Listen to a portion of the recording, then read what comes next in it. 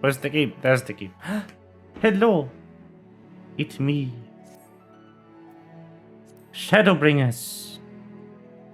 It's time. We are so close to the end that I'm pretty sure we can finish this today.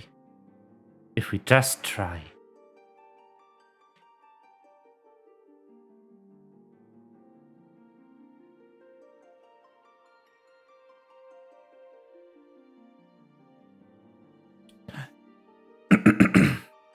It's Venrit.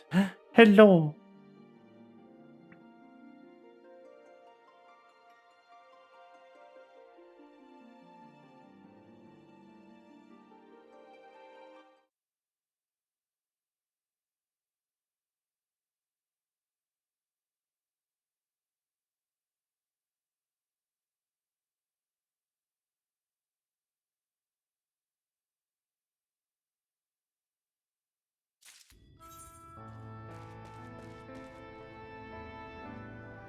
Yep. Well, it's time.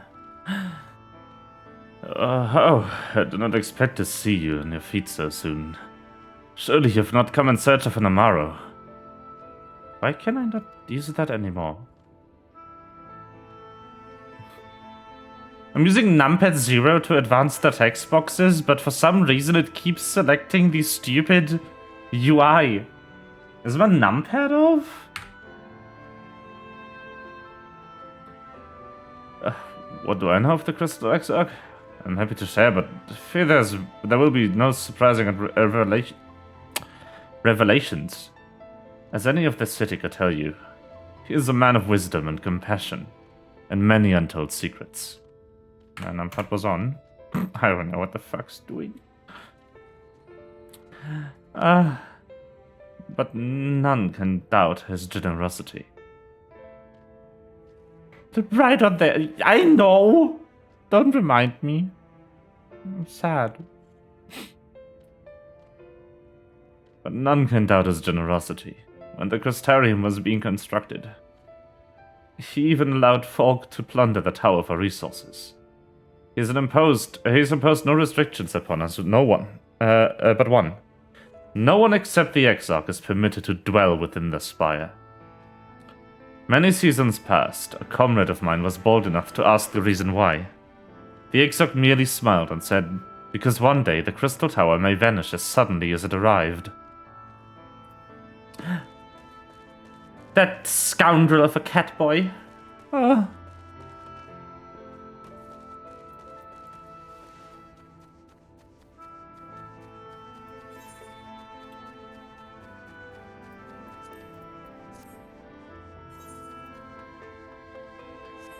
Such a good bean.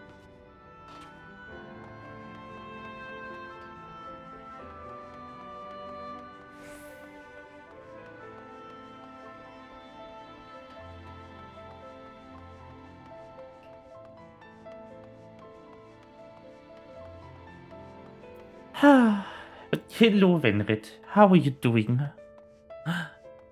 On this wonderful ending. We did the mandatory questline already, so we can just seamlessly go to the end. I did that yesterday. It's basically the entire stream of yesterday. It's just that questline.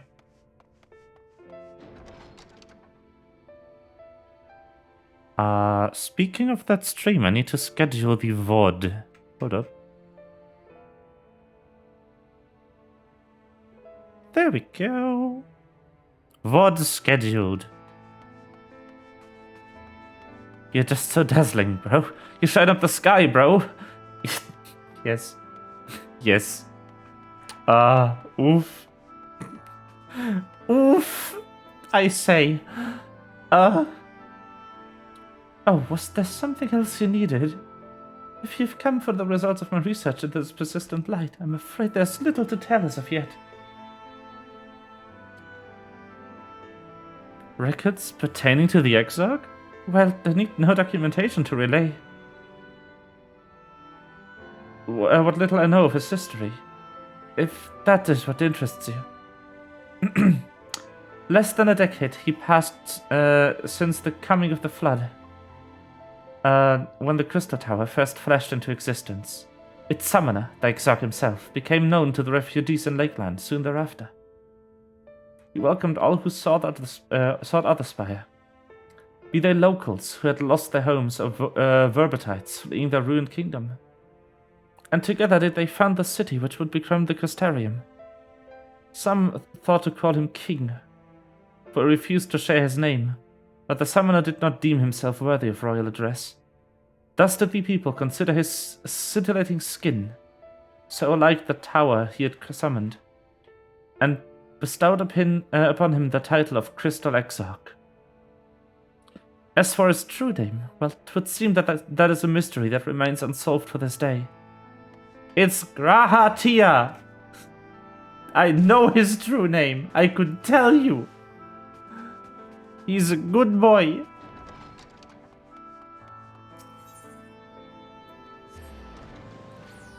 Ah.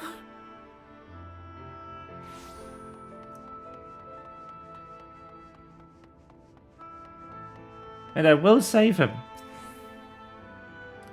Rain, it's good to see you awake and alert, my friend. What's this about? You're not writing the Exarch's memoirs, are you? I'm not sure how much I can tell you, considering we avoid asking too many questions, unspoken rule and all that. Has anyone fresh insights to share? Then it'd be Captain Lena, I'd say. She lost her parents in the Nita attack not long after she was born, and the Exarch sought her upbringing. What appearances aside, those two are like grandfather and granddaughter. I imagine the news of his predicament hit her doubly hard. Not that the proud captain would ever let it show. If you do decide to talk to Lena, she'll be at her usual post at the Ascensor Gate.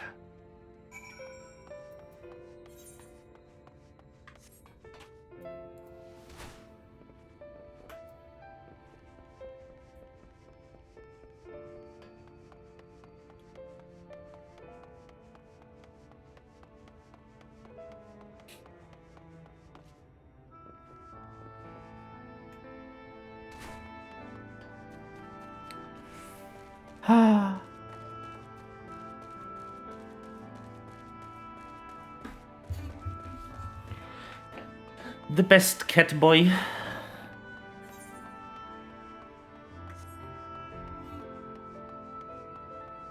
And I'll take it up with everyone who says otherwise. He's good.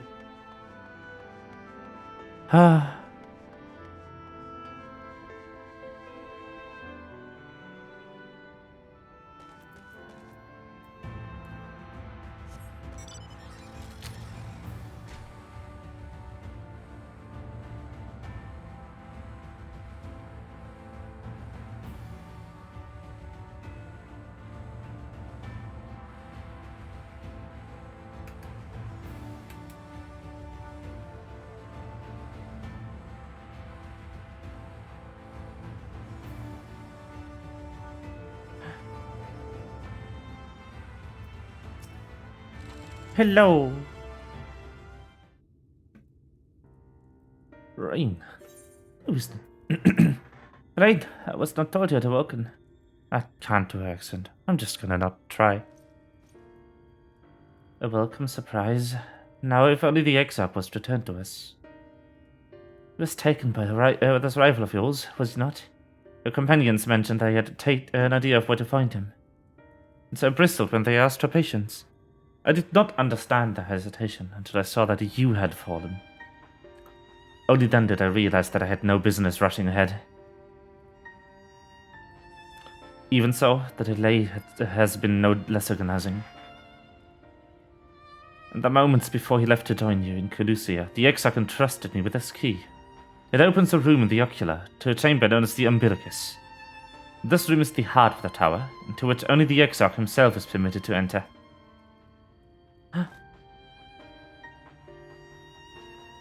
He bid me allow none into the tower once he had departed. Only in the event that an army of eaters descended upon the city, I was to access the Umbilicus and awaken the defensive barrier. Never before had he left me with such instructions, but the battle with War 3 loomed near, and the time I accepted the key without much thought.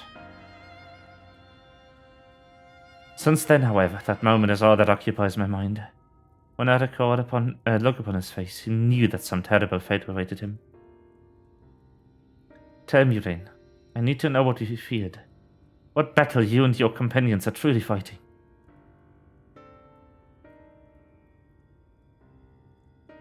No. Forgive me, I trust in the Exarch, and I should not be voicing these thoughts when he's not here there to respond to them personally. But you've come to me with a question of your own, have you not? Ah, I see. I'm not the only one who burns Francis. The time has come to open the tower's heart. Though we do not face an invasion of Vetus, I suspect the city will be in far more danger if you do not gain the knowledge you seek.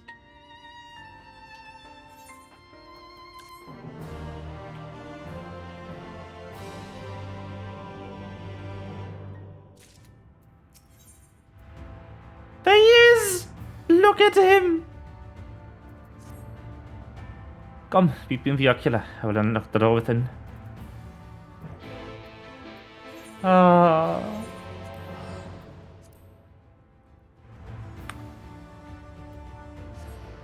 I wish they had, like, the processing power for, like, translucent, like, super, like, refractive materials, and could have actually made his arm crystal and not just like blue. But like no crystal in the entire game is actually translucent. They're just really glossy because the engine cannot handle it.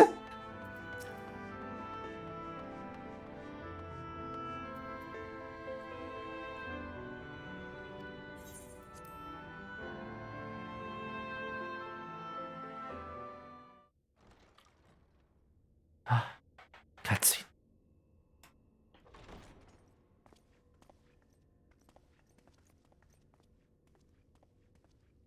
I have unlocked the door to the umbilicus. You are free to enter.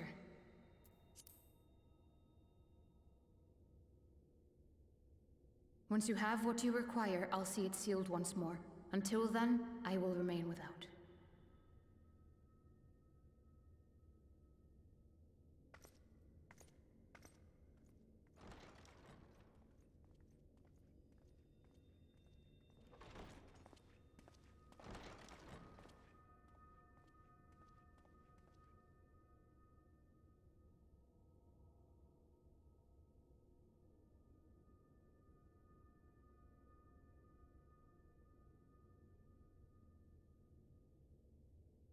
That's a lot of books.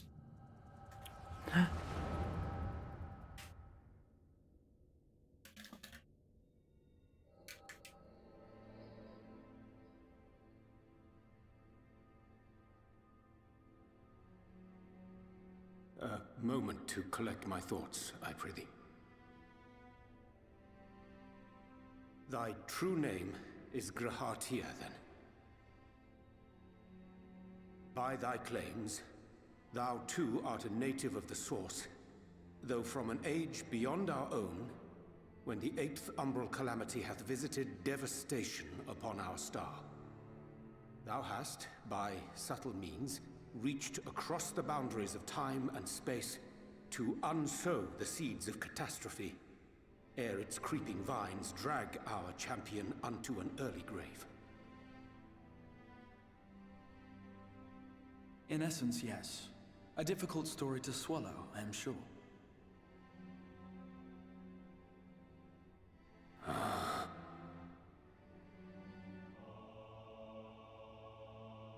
I doubt not the veracity of thy words, not the account of thy coming, nor that of the fated calamity. Yet my mind straineth still to apprehend the enormity of this tale. Wouldst thou favor me with a gradual unfolding of its chapters? Certainly. but where to begin? I should start with those great minds who survived the calamity, Sid Garland being perhaps the greatest. In hopes of staying the unending tides of war, he and his fellows pursued all manner of possible solutions. One of these was rooted in a theory which unified several fundamental principles discovered over the course of the Warrior of Light's adventures.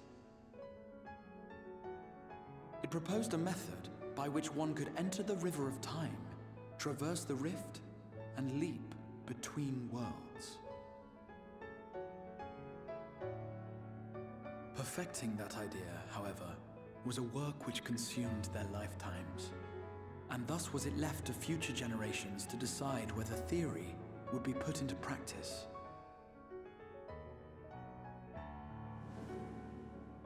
But all the while, the world continued to burn. Hope was a feeble outpost, beset on all sides by thievery and misery and murder. People cried out in despair, "There is no hope, we are finished. Mankind is finished." Then others raised their voices in answer.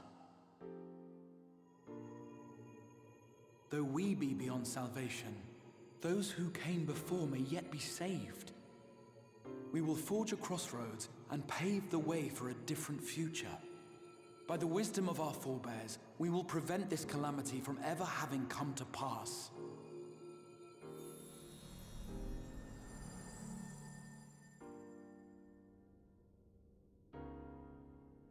The fighting went on unabated, but some few took up Sid's research and labored to realize those impossible ideas. After 2 centuries of labor, their descendants finally succeeded in awakening the Crystal Tower, an integral part of the process, and, in doing so, roused its caretaker, me.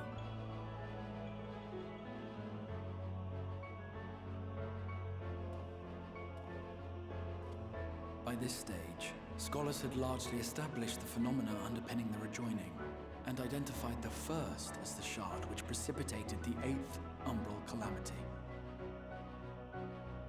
This grand structure was already capable of storing the energies required to attempt the translocation. All that remained was to augment some few of its functions based upon the theoretical models of Sid and his compeers. And by means of such technologies didst thou effect thine arrival in the first, to an age before this star had joined with the Source.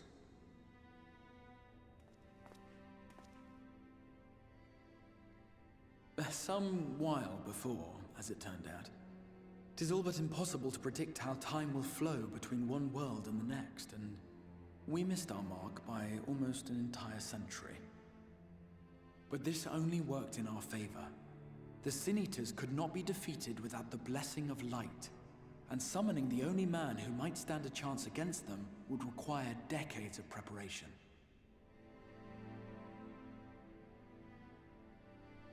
An undertaking of scarce credible endurance. That thou hast kept thy plan from falling into disarray these many years bordereth on the miraculous. Yet howsoever history be rewritten, thy present self was shaped by events which followed the calamity. Should said catastrophe be averted, the very skein of thine existence will unravel. Surely thou hast foreseen this. I am aware of the consequences. 'Tis for that very reason Sid and his colleagues bequeathed their legacy as an offering, and not an edict. To give all of oneself for the happiness of others, and with no promise of reward. 'Tis a hard thing to ask. Harder still for those condemned to survive in a world which pitted brother against brother. Indeed, you are right to call the execution of this plan miraculous, though the force which held it together was nothing so inexplicable. It was him. The Warrior of Light has been our unbroken thread.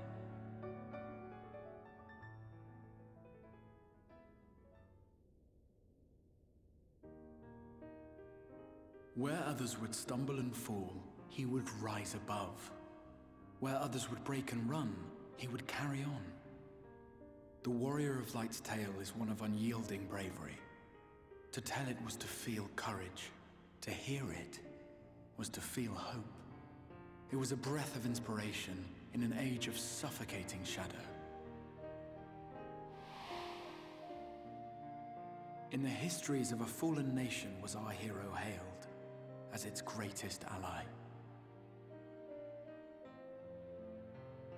In the time-worn pages of a noble's memoirs were his deeds joyously retold. For many, these stories were the flame which warmed them through the coldest of nights.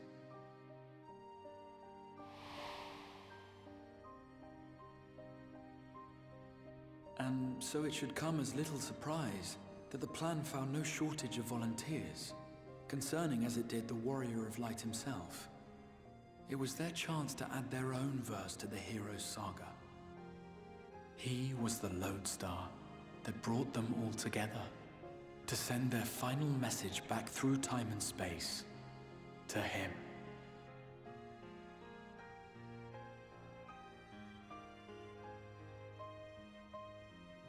The light of your legacy was our torch in the darkness. Burn bright again and live.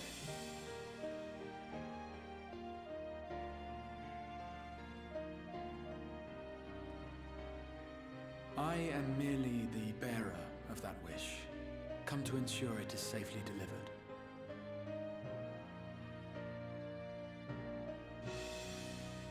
Wherefore sharest thou this burden with me and no other? What wouldst thou have me say? That you will be my accomplice? 'Twas you yourself who convinced me of your suitability when you spoke of how you learned of the Flood and of your part in arranging Minfilia's journey to the First.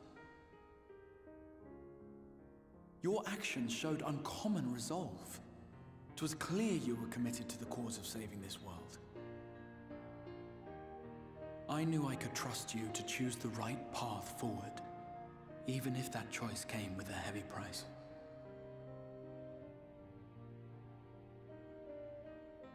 What price?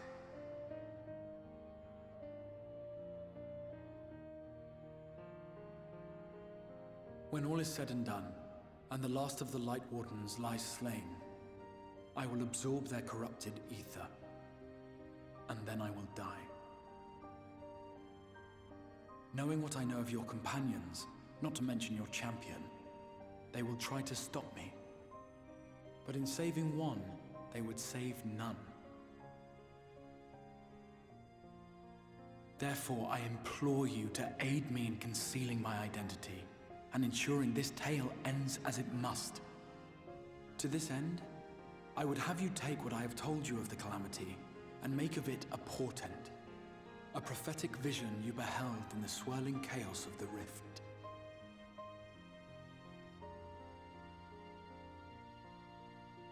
Is this truly thy wish?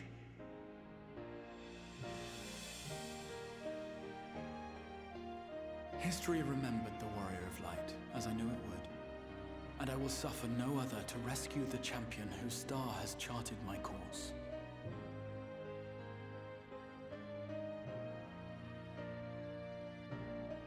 I will see this tale to a happy end, my friend.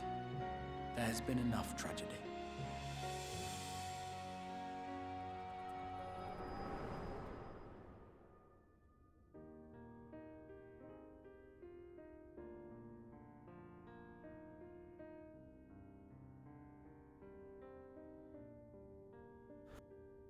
Careful now. If you lose control again, the light could claim you for good. Although it's probably only a matter of time before you succumb to the change in any case.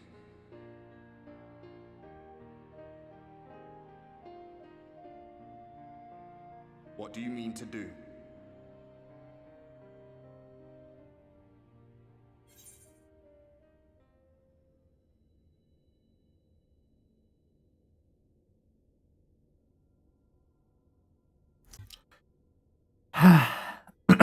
I mean to rescue the Exarch.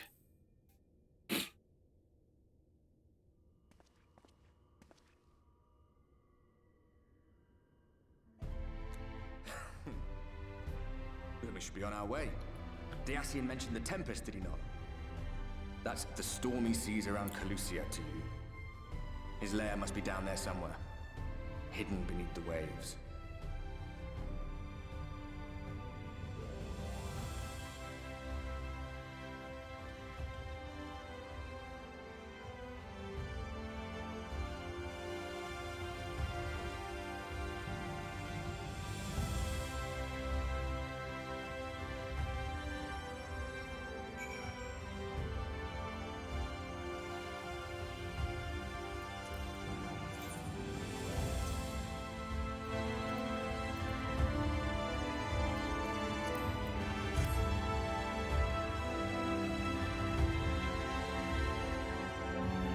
Oh, the game was way too quiet during that entire sequence. I'm so sorry.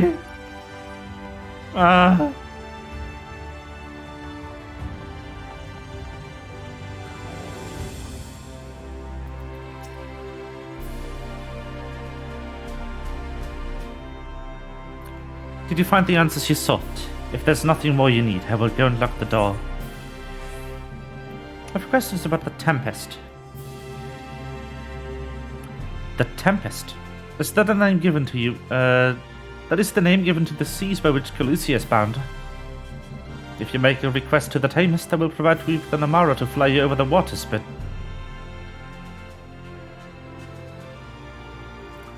Do you mean to leave right this moment? Alone?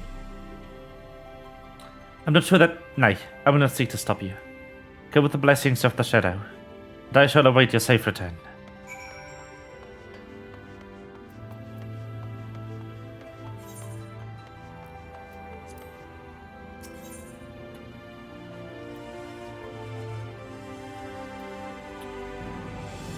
Now, don't tell my friends.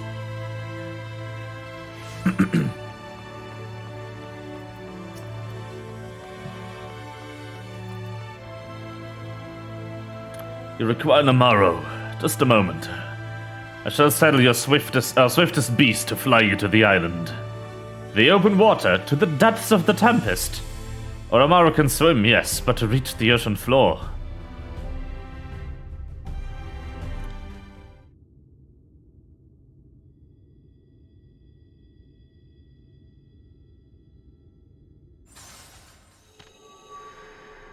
Not good, not good. Ah, we have found thee. Lina told you, didn't she? Word reached us of thy recovery, and thus did we gather with all haste.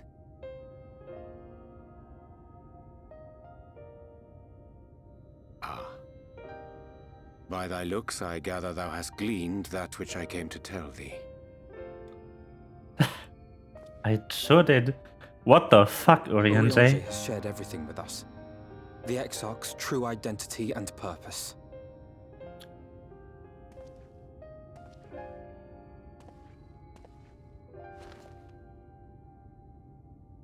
I offer no excuses. When I agreed to aid the Exarch with his plans, 'twas in full acceptance of the condemnation I would face when my duplicity was laid bare. Yet it is not rancor, but resolve that I sense in thee. Thou art fully intent upon walking thy path to its end, art thou not? If thou Sure am. canst forgive my deception, or, failing that, set aside thy displeasure for a time, I do beg leave to follow thee. What strength and wisdom I possess are thine to command.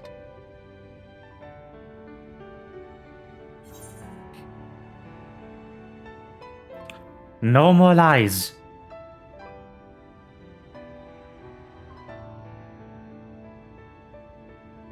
Pray believe me when I say that I took no pleasure in deceiving thee. Indeed, I curse the circumstances which compelled me to do so. But no further secrets lie between us, I swear it.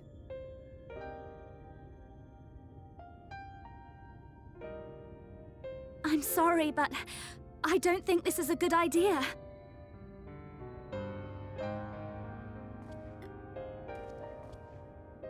Leaving the Crystarium, I mean, with or without Urianche. What I did for you won't last forever. There's no telling when the light will break free again. Please, you must stay here. At least for a little while longer. We will find a way to cure this, I promise you. How can you make promises? We don't even know where to start. Oh, she's Alice, angry. please. You know Reen was only trying to help. Of course I know! I know only too well! But making promises you have no way of keeping is not a kindness. It's a lie.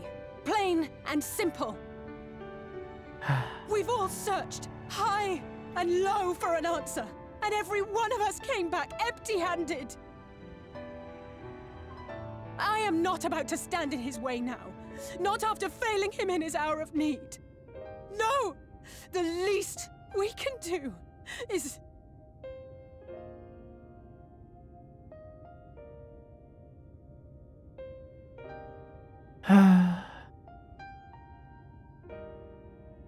We will go with you as well. There is naught to be gained by standing still. Indeed, we have exhausted every other avenue. Lead, and we shall follow. If there is any hope to be found, then we will surely find it at your side. Are we all in agreement then?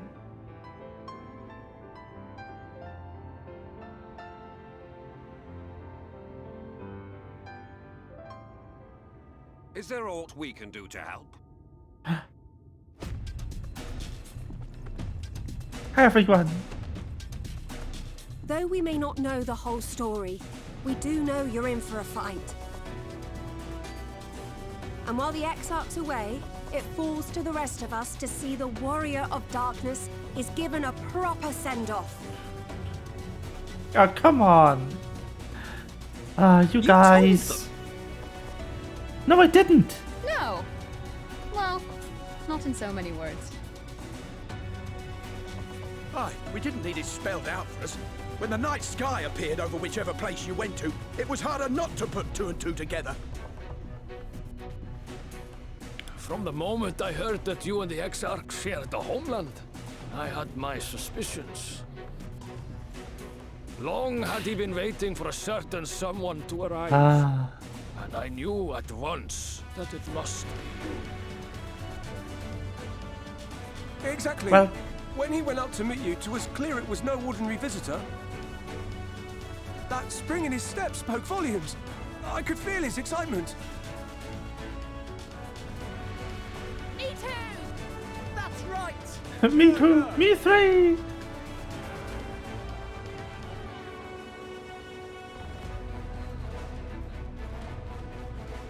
We do not fully understand where you or the Exarch hail from, or why you've all done so much to protect us. But we are deeply grateful nonetheless.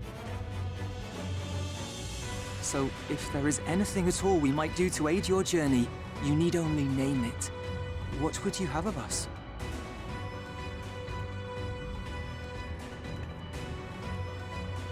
You might have invited them to join us, where there are not so many. But come, they are waiting. What is your will, O Warrior of Darkness?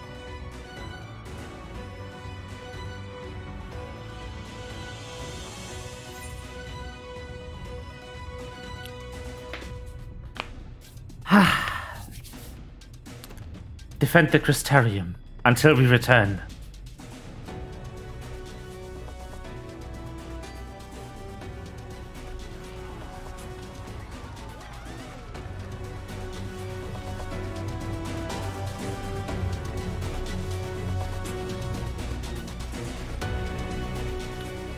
This game truly just finds an up in even the most terrible situation.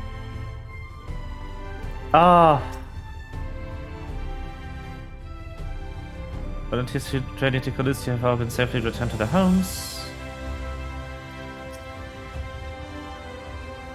There's nothing I can do to cleanse you of the light's corruption, but I'll do everything in my power to keep it in check.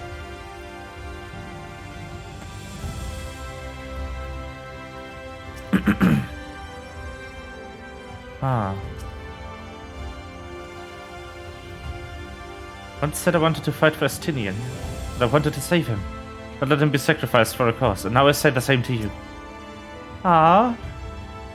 Just so you know, we'll not look kindly on any further attempts to leave us behind. We do this together. Okay. Thou didst plan to commandeer Namara for thy journey to the open sea. I fear the following dive down onto Emetsalk's underwater abode would drain every bit of thy legendary stamina.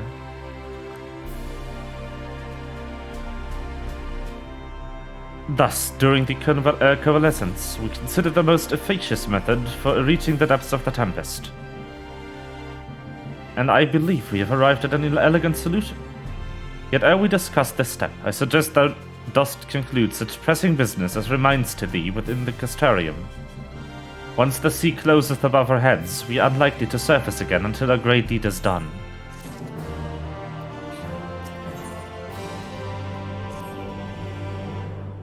Thine affairs are in order? Then I shall unfold to thee my proposal.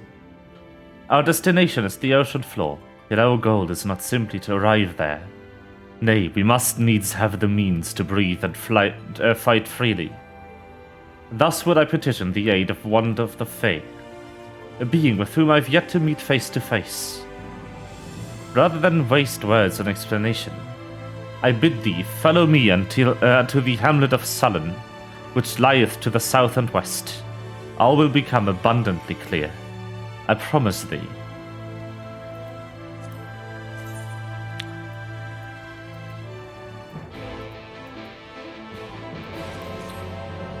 Can I get a quick, input on the audio mix?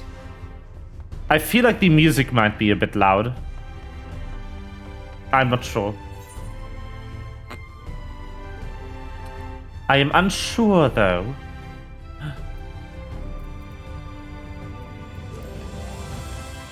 Is it okay? Or do you want anything to be louder, anything to be more quiet?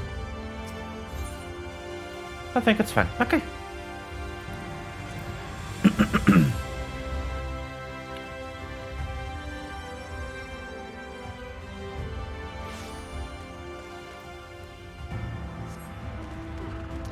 It's very hard to judge sometimes for me if the audio is okay. I should really buy a pair of headphones that has a cable in it, so I can just plug it into my microphone. Maybe turn up the voices in game. Oh, okay. Not much space there, but I can give it an extra 20. Does this also affect the cutscene voices? Certainly is the but DualShock settings. Okay. Oh yeah, right. Spatial audio. This either works really subtly or not at all. For some people, it slightly improves the spatial audio thingies. For other people, it sounds like pure garbage.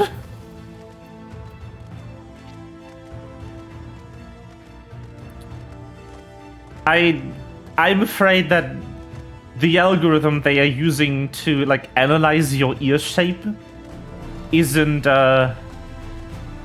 exactly general purpose yet. Where am I going? Why am I in that corner? What am I doing?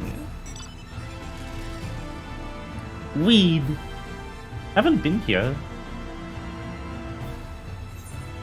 I really just haven't gone here yet.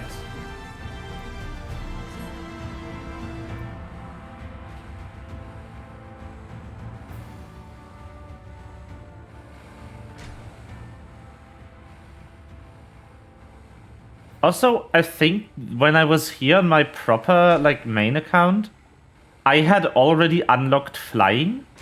So I never took, like, the intended route to this quest. That's a weird route. Hello, Urion J. That's a bit close. I mean, I don't mind, he is hot, but... There, to the west, canst thou discern the hump of an isle rising above the water? That foliage-covered mass hideth the key to a safe descent. Swim close and plunge thee beneath the surface. Thou shalt soon divine the reason for mine insistence. Though it be much to my shame, I can but flail and flounder where thou mayest glide like a fish. I shall board a boat to the island, and spare one and all the spectacle of mine inept strokes. I think it's so funny that he can't swim. It's so good.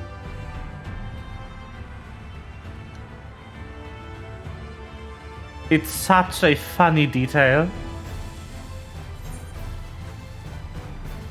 You have this like super well-read, respected Alizan man who doesn't know how to swim.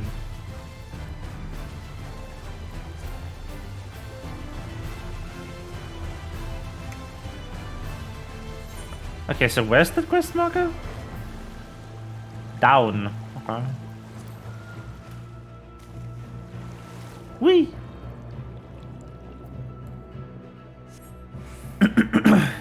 I can summon one of these. Whee! I love that this is one of the few mounts that actually has an underwater mode.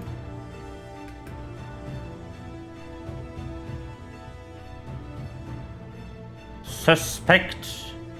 Sus rock. It yields slightly under your touch. Must have been just your imagination.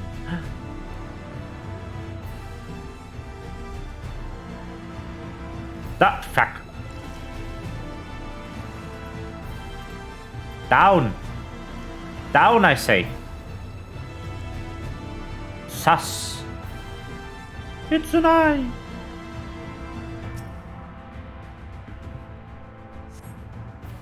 Two curved slabs of rock seem squeezed together here, giving the impression of a giant stone eyelids. Weird. I don't know. I don't know. Vedrit, do you have an idea what that might mean? Because I'm at a loss. Like, eyelids? Nah. That's impossible. Stone don't have eyes. Looks like a normal island to me. Yeah.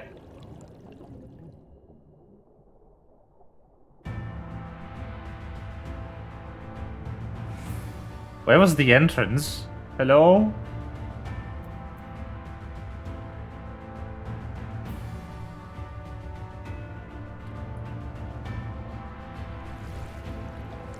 Where the fuck was the entrance? I know this had a normal entrance.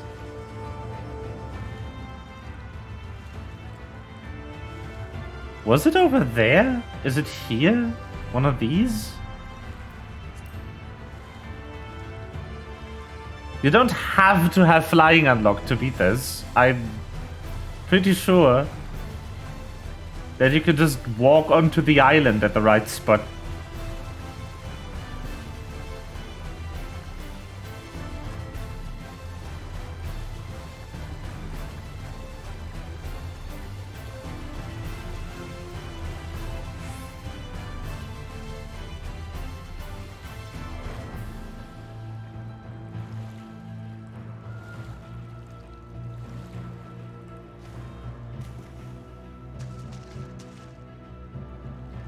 Yeah, there's like some walkable ground here.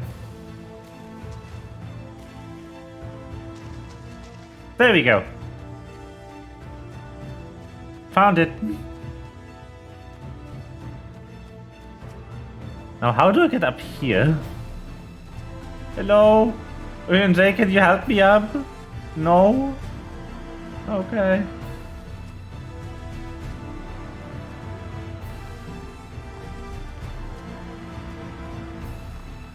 Alfino, my boy, Stola. I should talk to them. Hello. Ah, there you are. Once you've completed your underwater investigations, the path here leads to the island. I could have just undived. Amazing. If you solved Oriente's little mystery, then you can find him further up the slope. It was all rather obvious to my eyes, though I concede I have an unfair advantage. Oh, you do, Miss Catwoman? Maybe not. Even seeing it up close, I'm still not sure of what's so special about this island. You blind girl? The locals call this the Isle of Ken, which I presume must refer to to knowledge. Either that or someone was awfully zealous about marking his territory. This is Ken's island. It belongs only to him. Yes, that must be it. Oh, nope. Not on here.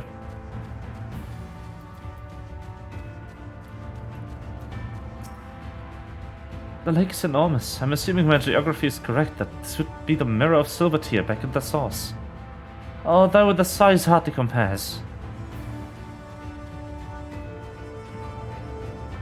Yeah, this lake is a bit bigger than Silvertear.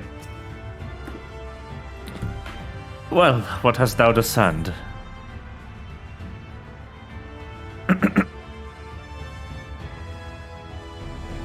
It's just like the big one. Yes, yes. Ah, thine impression is not inaccurate.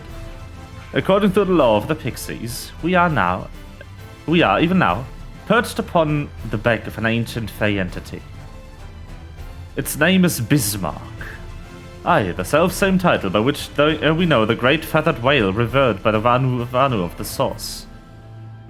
I wouldst enlist its aid to bear us into the deep, and then banish the water with an airy sphere, alike in form to the domes which do shelter the hamlets near the Ruby Sea. Neath the Ruby Sea.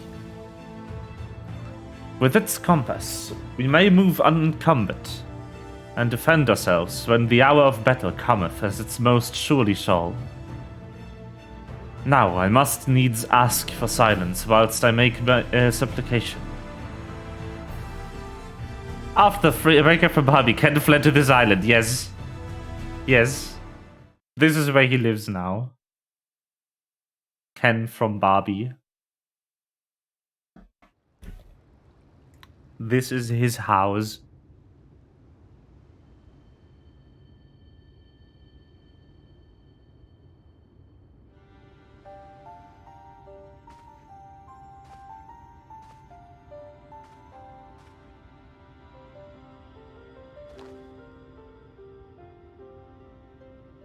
Wir Sach, Bilan Bismail.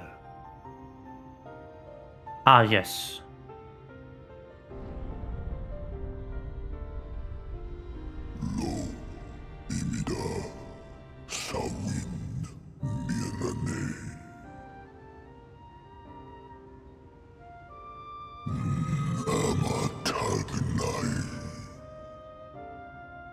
The little neighbor. Fallen si lor wislan. Adas si alinal.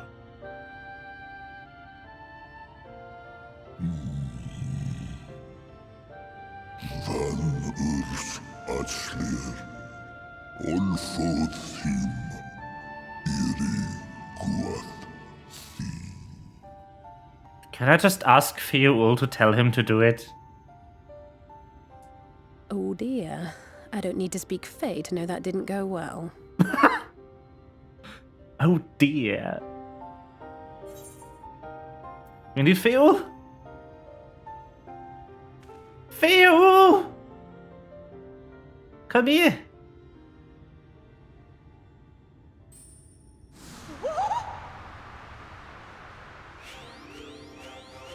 Whee! Oh, my snee yak! You've learned to call me at last! Yay! And where do you go? On a trip? A journey? I knew you wouldn't give up without a fight. Ah. Oh, my precious mortal, I shall help you in any way I can.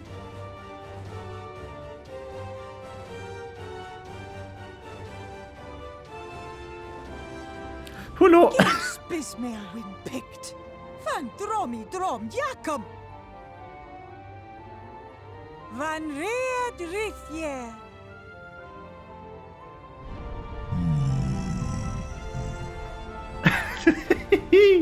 Ahai, Una. Sahawin Wisk. What a rare thing to awaken to indeed.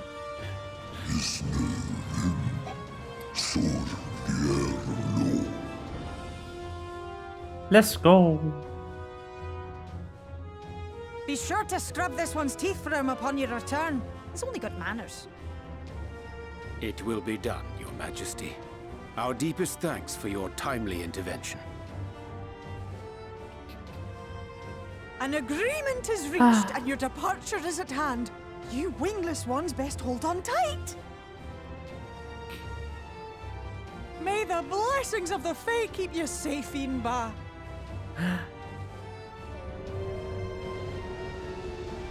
Bye.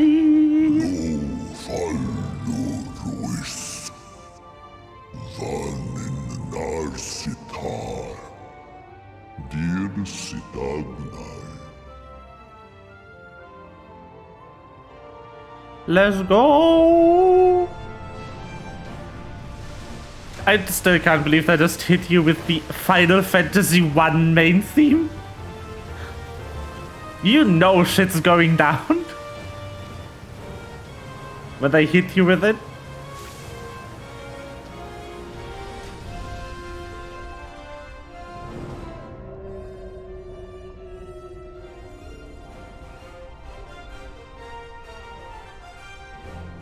Whee!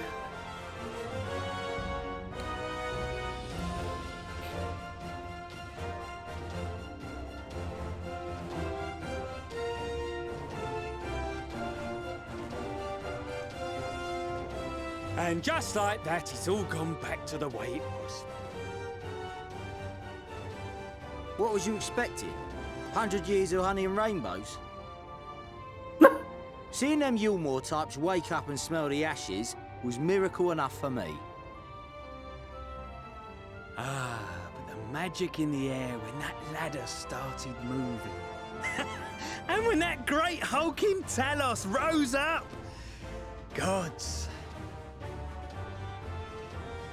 I could live 1,000 years and never behold anything so amazing. Ah.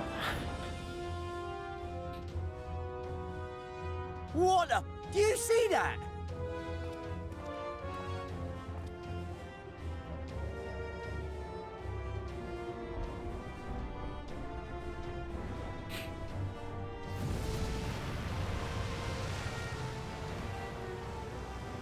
What a monster! Where did it even come from?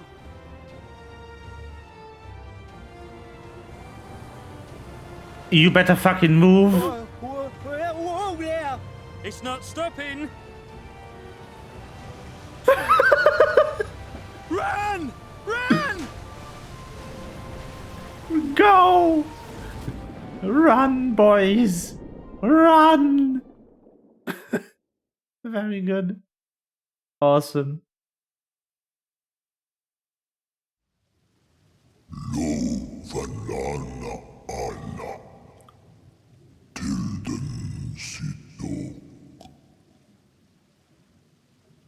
It's not stopping, mate. Run!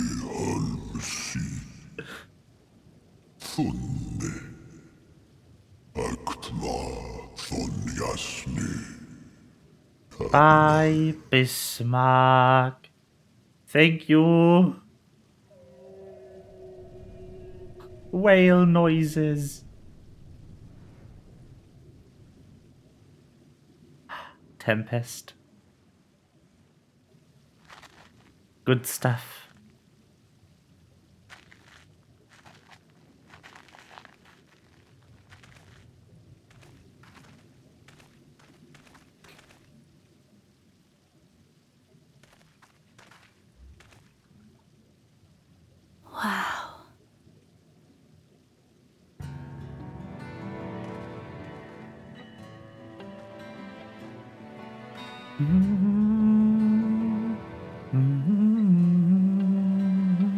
The breath of Bismarck. See how it swells to form a dome beneath the waves? The waters recede. The tempest's floor is laid bare. In defiance of the blinding sky, this place holds fast to its gloom. The last refuge of he who denies the light with every fiber of his being. It's so good! Ah. You stand at the precipice, hero. Journey unto the heart of darkness. Finish it. They solved the oldest issue in video games, making an underwater zone that doesn't suck. Also the music, obviously.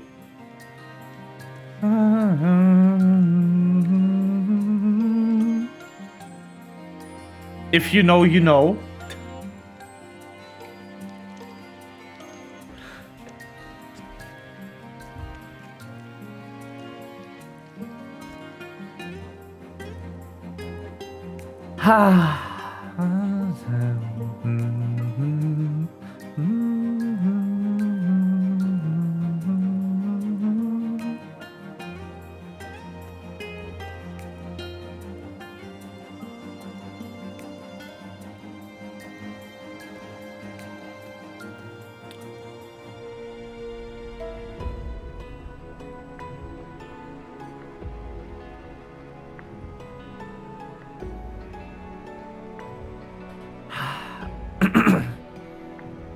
To the edge. Ah.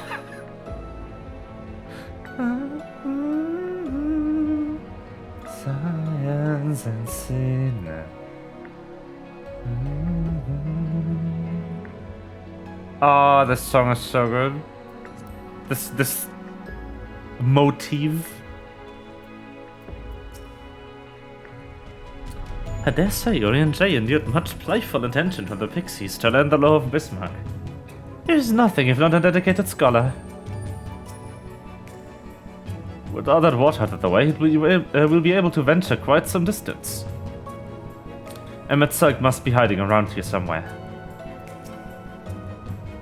This is amazing! I can't even see the surface! Yep.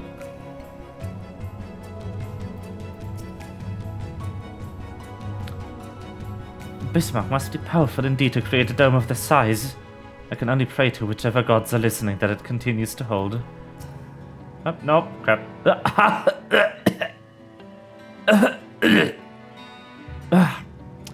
Full glad am I that Bismarck was true to his words.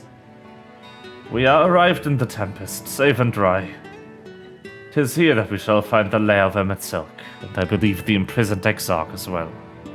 For an Ascian alone, it is of course a trifling matter to flee into the rift.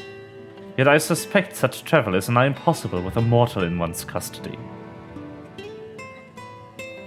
Yeah, how to make it underwater zone? Don't make it underwater!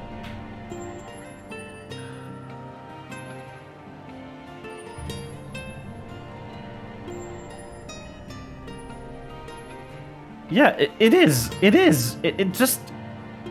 It doesn't have to be submerged in water to be underwater. You know?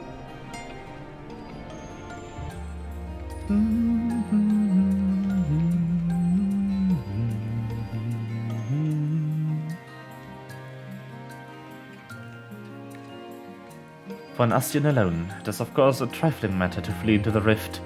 Yet I suspect such travel is nigh impossible with a mortal in one's custody. Nay, he would not soon risk his prize when the Exarch's very body serveth as the key to the Crystal Tower, and its powers of temporal transportation. Thus am I all but certain that this underwater realm harboureth our friend and enemy both. We have but to find them.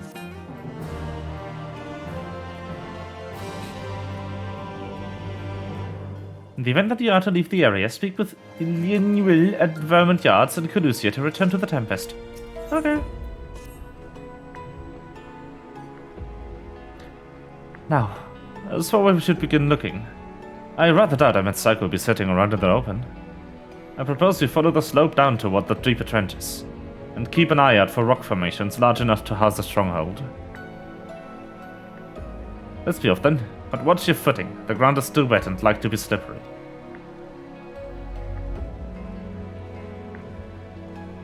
The only thing I'm like thinking about when we are down here is like this water is all coming from somewhere, right? It must be so humid down here. Random dead enemy. There's people here.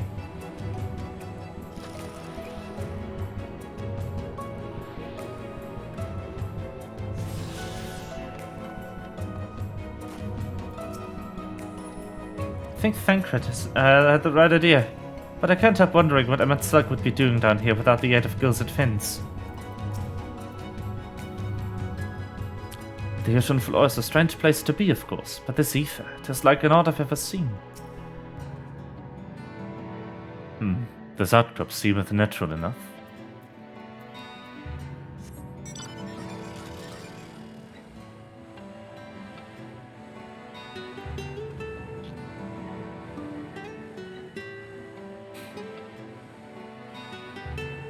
Nope, just the circle of life. Another mob killed it. Oh, interesting. Murder. You're there.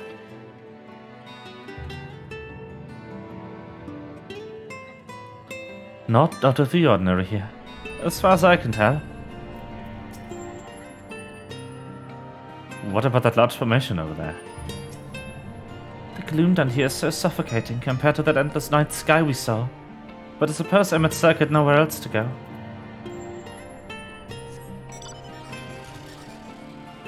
What do you mean suffocating? I like it here. Albeit it's a bit wet. I wouldn't exactly want to build a house down here, you know? Like... where would I put my computer? It would just die from all the water. Hello. Tempest housing when? Oof. Gasp.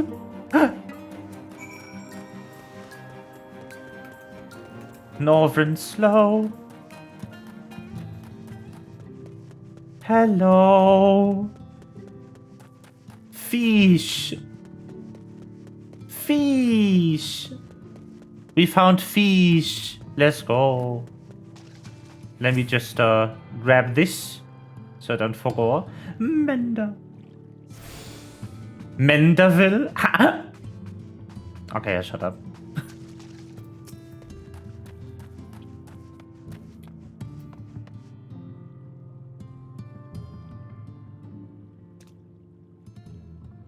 The finless ones, they followed me. Why have you come? Bonk.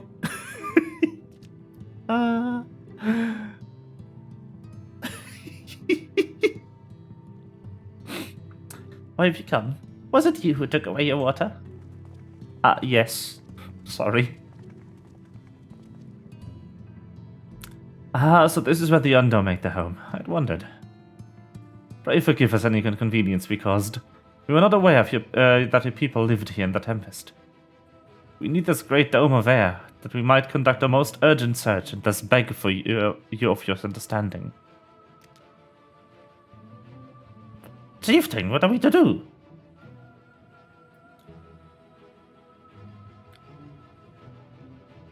Hello. You emissaries of the Ancient Ones. Huh?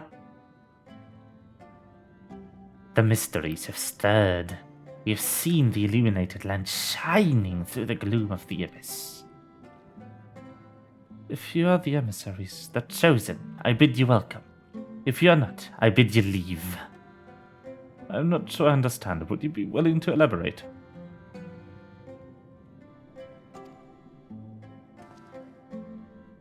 It would seem not. I suggest we withdraw for the moment. Okay, bye! That is a very pretty aetheryte. I wonder where they got that one. So what's the plan? Given your condition, I'm reluctant to suggest lingering here.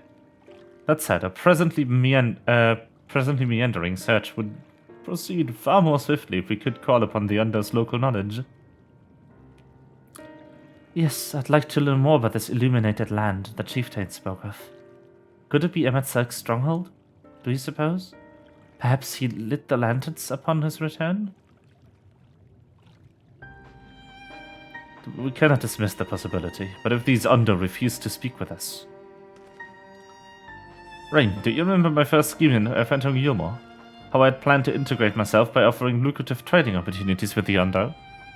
The individual I dealt with was reticent in manner and curious in custom, but we were able to reach an agreement nonetheless. I believe that with the right approach, we can build a similar relationship here. What kind of approach did you have in mind? That chieftain fellow didn't leave us many options. If we are to tread the swiftest course, then we must needs locate its beginning. This plain to all too dramatic revival hath thrown the settlement into confusion. Were we to solve such problems as we have caused, and assure our hosts thereby that a purpose he is not inimical to them. I don't know. They may yet prove amenable to reason. I smell chores, but very well, if it can be done quickly. What do you think? I've done nothing better to offer, but I do worry that what will happen if the Under its tail end up leading us to a dead end. I cannot say for certain, but I sense the tribe has a deeper connection to the Ascians than first meets the eye. It warrants further investigation, thus I cast my vote in favor of aiding the settlement for the time being.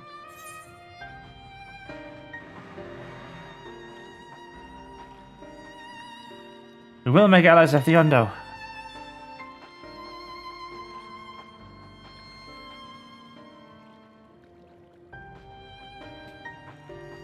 Then it's settled. Y'shtola, pray proceed with your investigations. The rest of us will see about fostering some goodwill.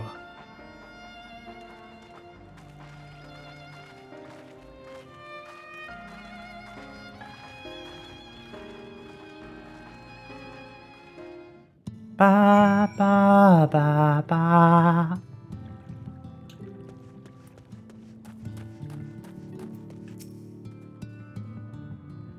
Alright, you won't believe who I just bumped into. This is Pao Sean, the very fellow I did business with prior to our ill-fated stay in Yulmore. I waited and you did not come, then the Mistel came. But his visits did not continue. I'm truly sorry, Pao Sean. Things did not proceed as planned. Is there aught we can do for you by the way of an apology? Perhaps. Where the dry return, a cavern to the north, is home to giant crabs. We do not fear the crab, for we are swift swimmers. But now there's no water. We run and they scuttle close behind, snipping and snapping with their claws. There are too many of them, too many. Ah, I believe I can be of assistance here. What of you, Rain? If you have not found a task, you're most welcome to join me. Indeed, I should appreciate the company. Where the Dry Return has a rather ominous ring to it.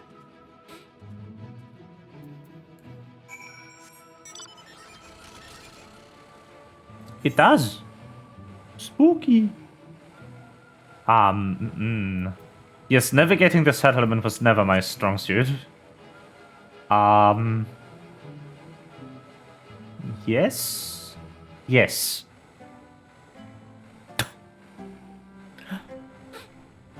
Ah, look. It's the flat bean. Look at it. I don't even know how to describe it. Is this thing And some jellyfish.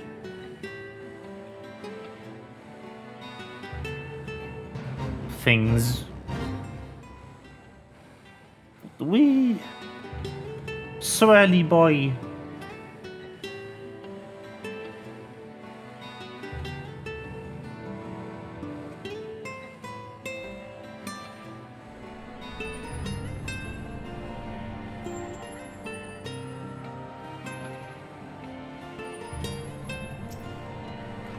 Hello!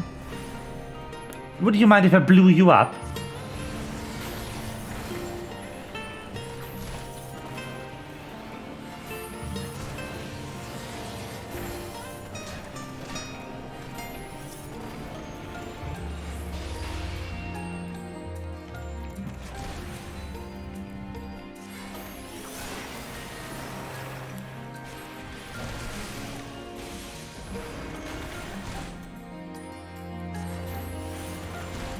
Whee!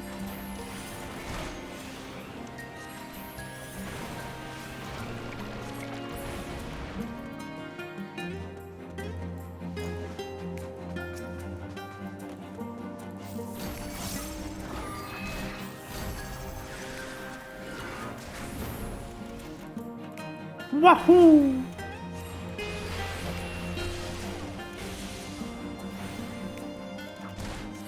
And bonk.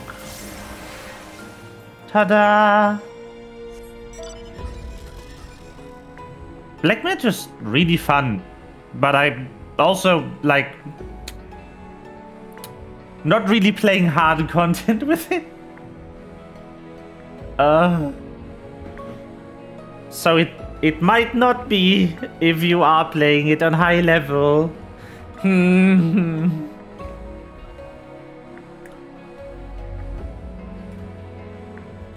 Da da da ba ba ba ba. Wee. This music is so good. Is this a drop? It is. This is a drop.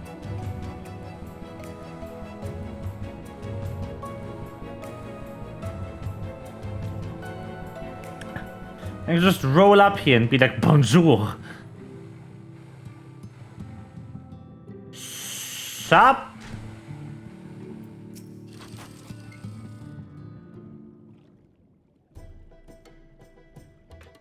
You could crack their shells. You must be stronger than you look.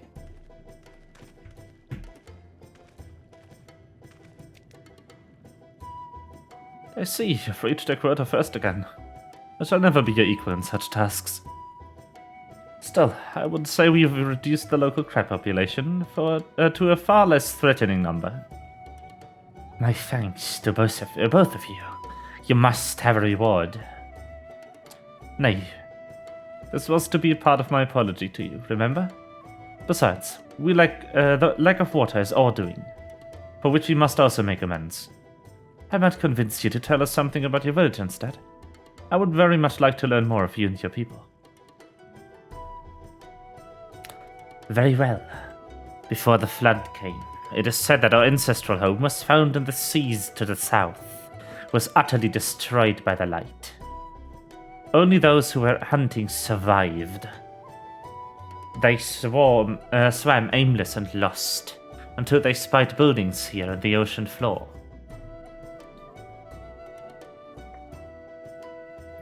Strange buildings they were, and long had they stood under the water. Yet somehow they had been spared the scars of time and current.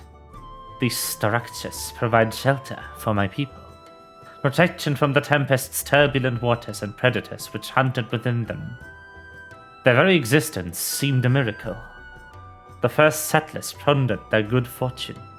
It was clear that the race who had built such wonders had guided their cause, and from this did they discern the truth. That the ancients had chosen us to serve as caretakers of the eternal sanctuary, until such time as they returned.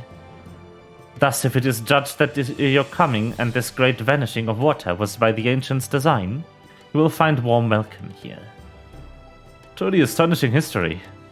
Yet I cannot help but wonder, how will the significance or otherwise of our arrival be decided? The ancients have blessed us with protection and prosperity. If your presence serves to bring us the same, there will be no doubt in the matter. Then it would seem our earlier decision was the correct one.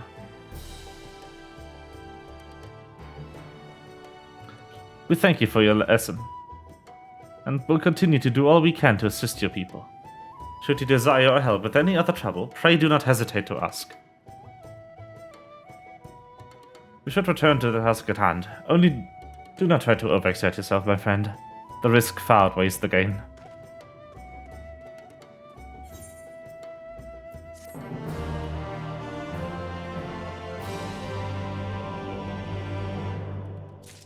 I wonder if they ever made like concept art for what the Warrior of Light would look like if they did succumb to the light. Which, like, obviously, for the sake of the story continuing, is not going to happen. I think that much should be clear. That they can't murder the player character and have a game after that. Ah, Rain, you've learned Odd of Note. Have you learned Odd of Note? That's the question. Fascinating, and precisely the sort of information I was hoping to hear. In fact, if you have a moment, I'd like to borrow your eyes and confirm a theory I've been working on. Come. Huh? My eyes? Well, I'll say.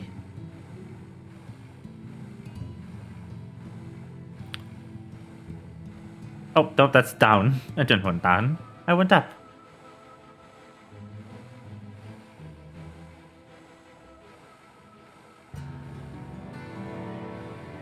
Dagon. Dagon. Dagon.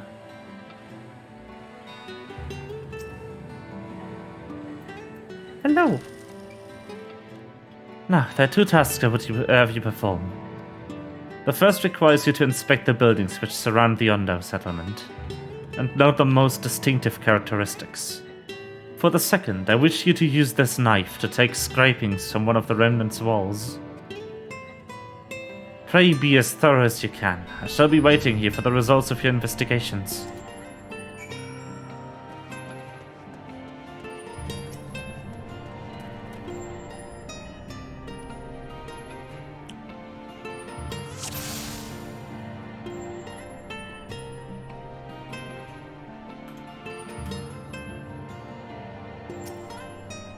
Window! The tall, slender tower features many elaborate windows, the likes of which you've seen nowhere else.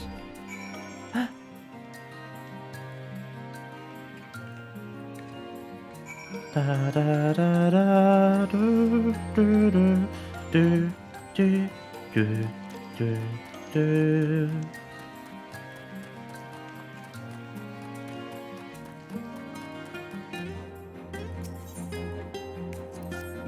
Mithril knife. Huh?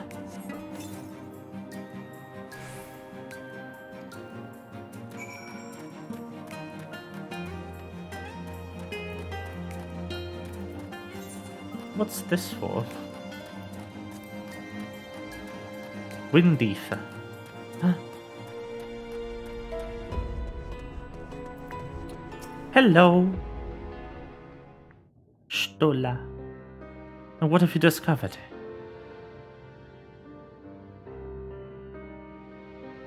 Yes, I would agree that the windows are most distinctive.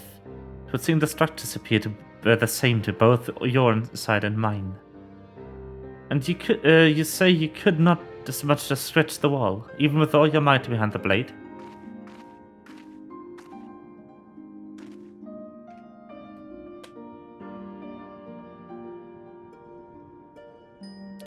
Rain, everywhere I turn in this place, my gaze is drawn by peculiar materials for which I do not have a name.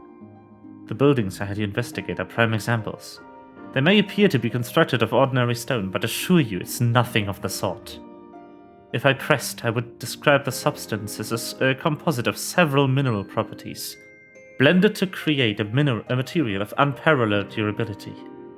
Even the Ronkan Empire, once the greatest power in Norvin, produced nothing which compares to this level of perfection. But if not the Ronkans, then who? Who were those ancients the Undo claim as the architects of the sanctuary? I suspect our answer lies with the reason Emmet Silk withdrew here to the Tempest. He may simply have wished to retreat somewhere the mortals would struggle to reach, but there are many such more remote locations. Why here specifically? Emmet Silk is devoted to his role, and thus we might assume his choice of stronghold somehow serves the Ascian agenda. Or mayhap, this is a place more dear to him than any other.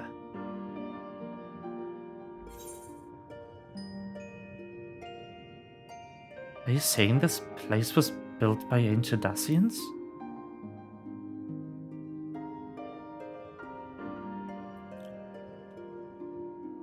That is my theory. That these structures are remnants of a time before history, of a star that was yet whole and unbroken. Such traces in the source would have been obliterated by the succession of umbral calamities, but here in the first they may have remained untouched for millennia.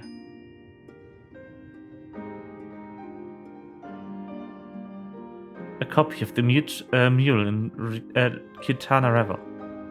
Almet presented it to me during my visit in Fano after your victory in Colusia.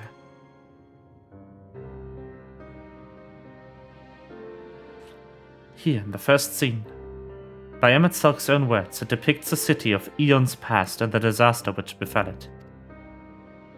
The design is much simplified, of course, but do you see the similarities between the towers and those you've just inspected?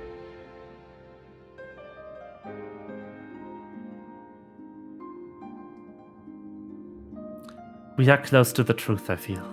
Let us search the surrounds for another tower.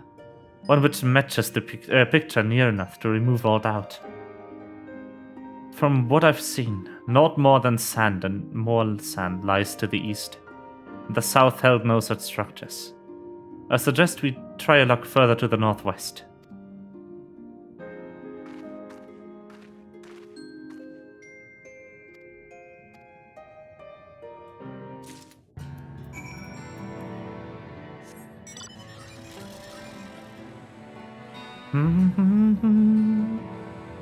This is so cool. This is so cool. Ah. Oh, yeah, okay. I think I remember about where it is.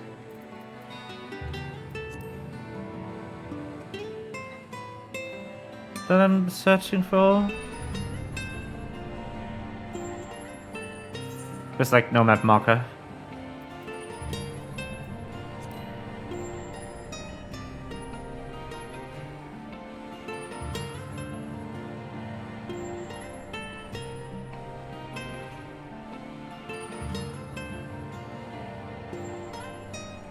But not really. I think it's down here, maybe. I just remember very clearly it was in some divot.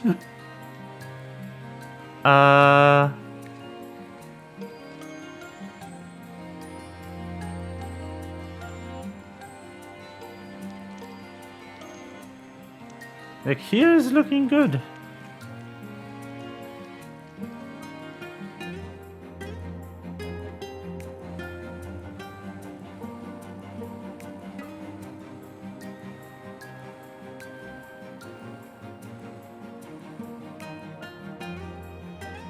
Yep.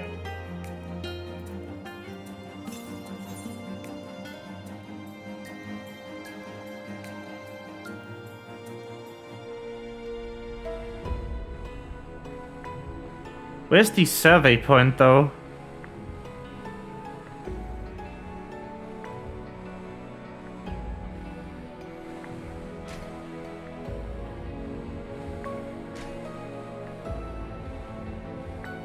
There it is.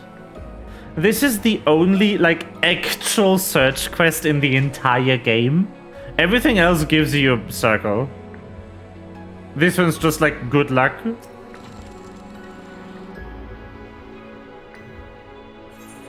Just northwest of here.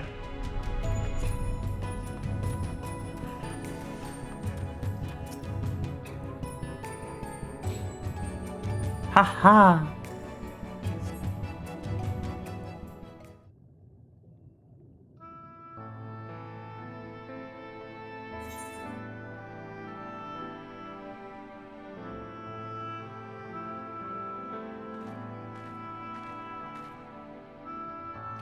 Aye, this is the mural writ large.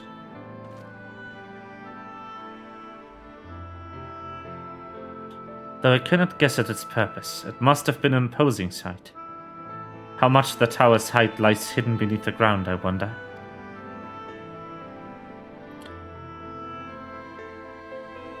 Centuries of our history have settled upon such ruins. Countless layers of dust and sediment. An entire civilization, its existence forgotten by all, except a handful of Usians. And yet it did exist. They lived here, in this city.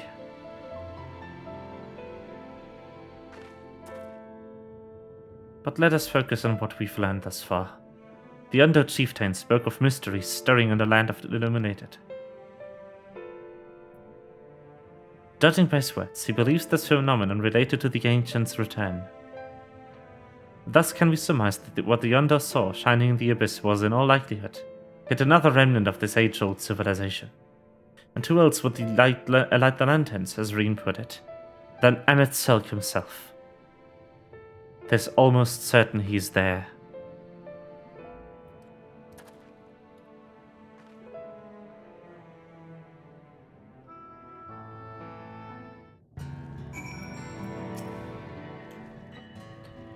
But if we are to find the stronghold in a timely manner, it seems gaining the Undo's trust remains the swiftest path forward. I hope our deeds are enough to win them over.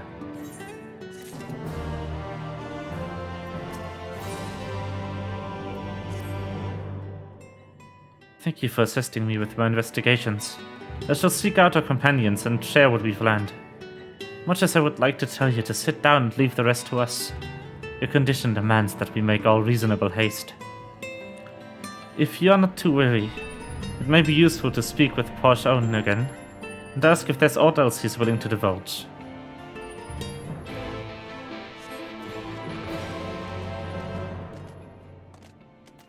I'm gonna fucking teleport. Yeet!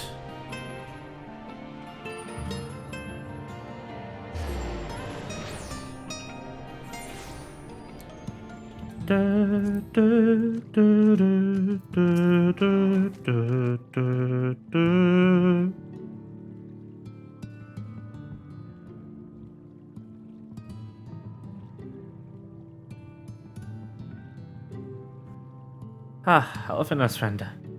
You and your companions have done much to repair the damage caused by the porters parted.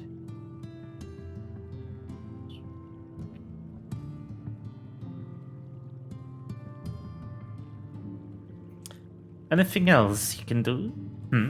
Have you been to the Walls of the Forgotten? I think I've just come from them. The remnants to the northwest. Yes. You visited them unbidden?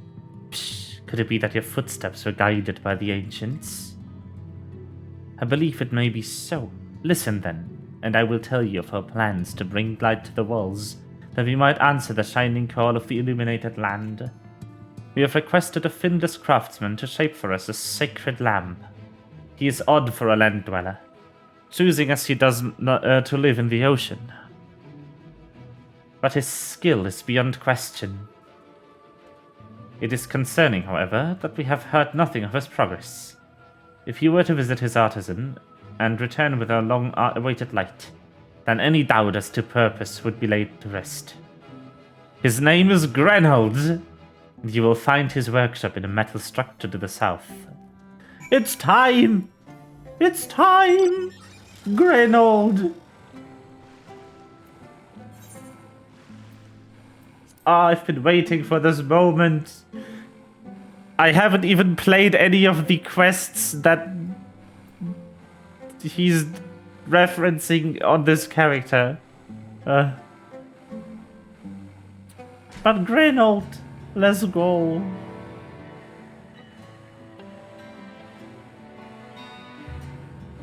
Oh, I love Greynold. He's so funny.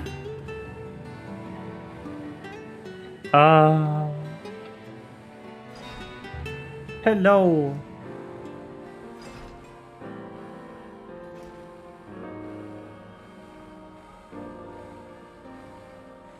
Greynold.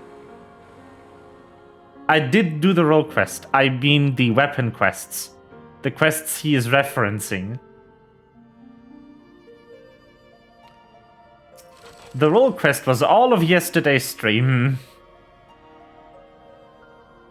Oh, that's just great, that is. My mind's playing tricks on me. Look, Reynolds, someone's come to visit you at the bottom of the bleeding ocean. Or might this be as you're a ghost, eh? Go on, Forshade. Feast yourself on me rotten soul. I've got no use for it. Crafting what can't craft is more pointless than a sea slug with a dumb and hammer. And that's an insult to the bloody sea slugs. Greynold. Psych. Whee! Hey, you wouldn't be trying to raise me spirits now, would you? Spirit? Now what did you expect from a servant of the old netherworld?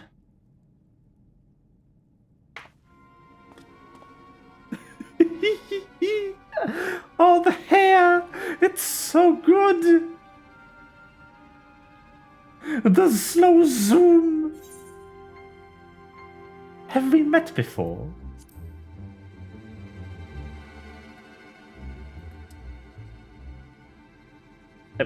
Might as well be crossed paths by the Crystarium, but I didn't reckon it'd be formally introduced. Name's Greynold, and this here is meant to be my underwater sanctuary. A place where I can give myself over to me work, far from the distractions of the outside world. And yet, here you stand. Now what's so damned important that you dive all the way down to the bottom of the bleeding Tempest to bother me?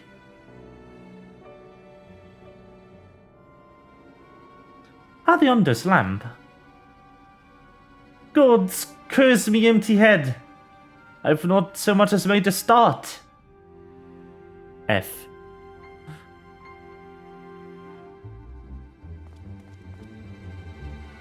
I'm worthless than a sea slug. Nay, the slime left by a sea slug.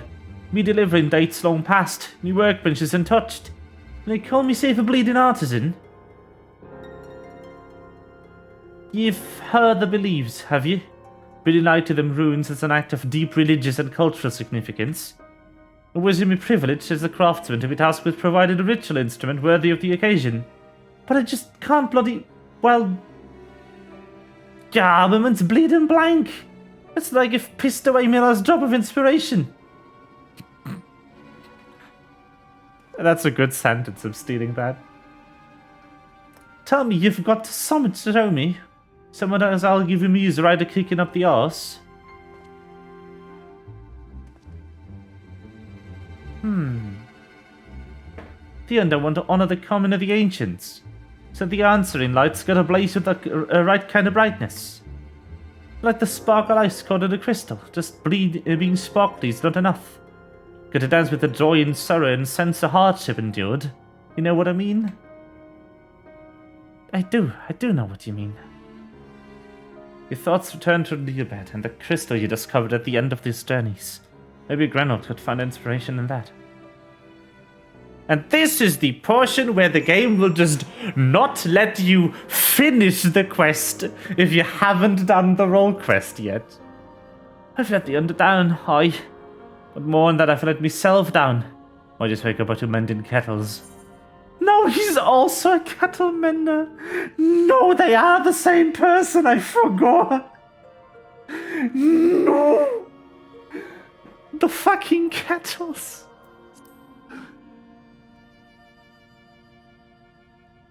What's that you've got there? Such striking beauty. It shines with the heartache and loss that it transients a life. Like the turmoil of history made manifest. Aye. I can sense the brilliance of the crystal's legacy. Oh, you'd never capture such a gleam if not you laboured 100 years. But bugger me if I don't mean to try. Where are my tools? God damn ye. I must set work before the feeling fades. Woo! I can feel it, a vision forming in my mind. Step aside, lad, and let me itching hands to get to work.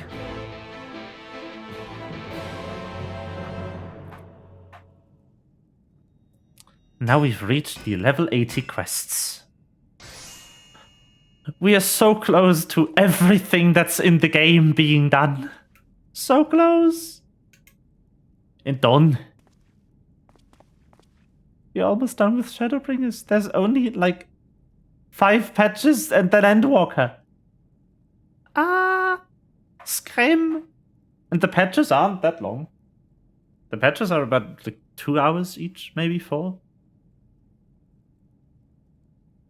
I've taken the wonders that Crystal showed me and channeled them into a new shade that what befits the under spiritual character. Yo! Bruh!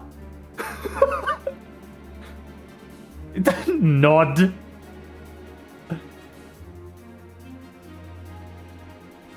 One had a wife and the other has hair. No.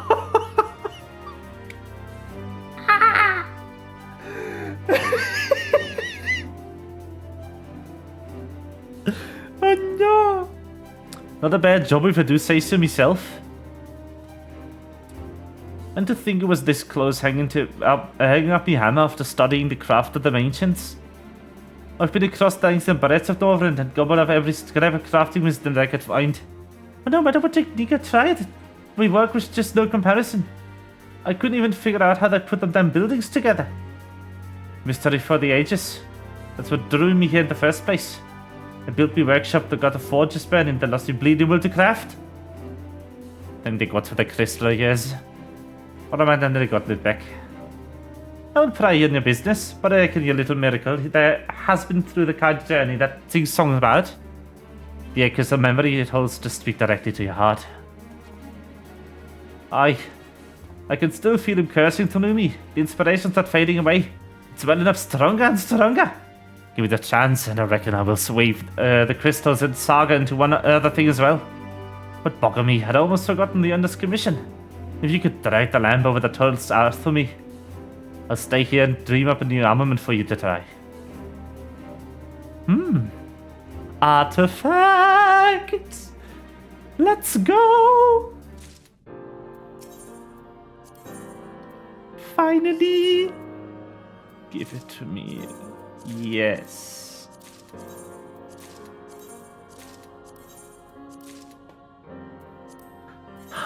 Artifact equipment. Finally. It's been so long.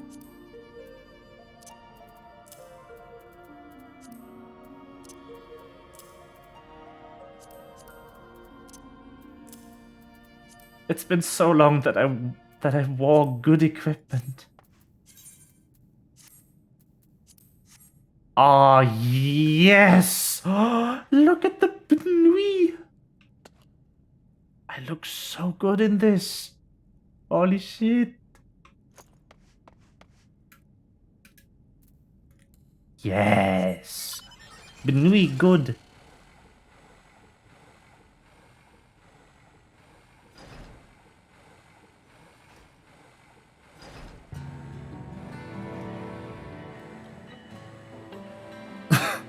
Hat. No hat. Hatn't.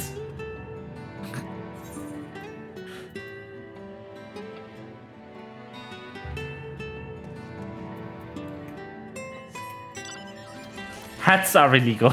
You know this.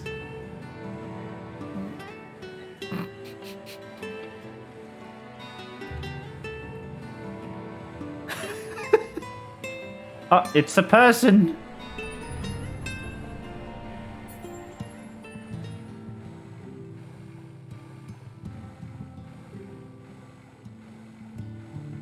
Wee. Wear hat, indeed. What is a hat?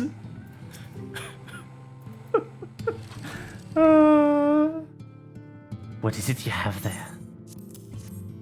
The sacred lamb. The Filness One has kept his promise. My people tell me of the many deeds you've performed in the name of aiding the cops. Now you've come to me bearing the light that we almost surrendered hope for ever seeing. We can doubt your purity no longer. Your rival was the will of the ancients. Yes, the time of fear has passed. We shall take the lamp and unveil its austere illumination upon the walls of the Forgotten. Gather there with your companions, and we shall speak again once our prayers have been offered. What's the predicament without a stupid hat? A cute bunny. That's what I am. Small. And me. Oh, stewards of the Ondo. What a voice. A light in answer. What is that voice? Holy shit. Oh, stewards of the Ondo. What the fuck? Bruh. That crystal you showed the artisan. Yes. Was it... Did it belong to one of my friends? It did? Why? I thought you were always watching.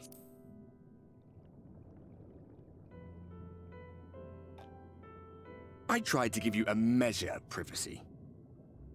No one wants a spirit looking over their shoulder every moment of the day.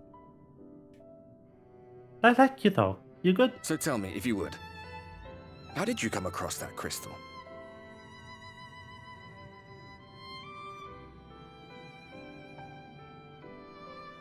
Long story. It was Nilebert's then. Nilebert. Ah. Bill Nilebert, the science Guilebert. After they're long gone. They were fine friends, every one of them. I didn't expect death to teach me so much. About them, about Seto, about you, about the hope that hides at the heart of this world. I've never been one for idle chit-chat, but if by some miracle I could see them all again, I doubt I would ever stop talking. I'm grateful I got to bend your ear at least. And just for that, I reckon I'll stick with you to the very end.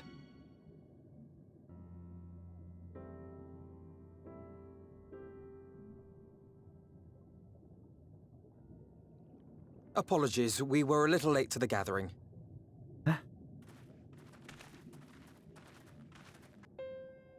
It seems we succeeded in gaining their trust. We did. We gave them pretty lamp. The delay wasn't exactly welcome, but at least our many hands made light work. And they seemed especially impressed with your contribution. Our hero indeed. Ah. How do you like my new outfit?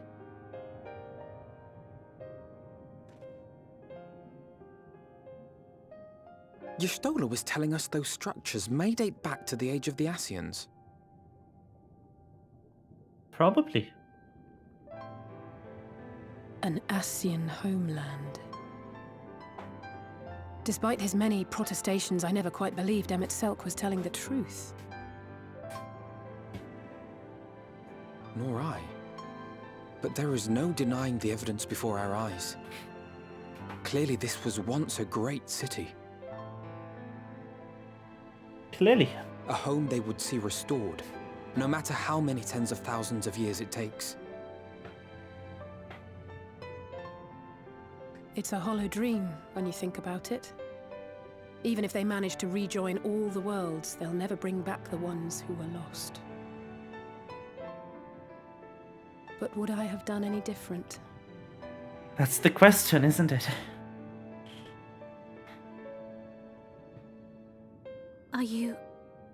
How are you feeling?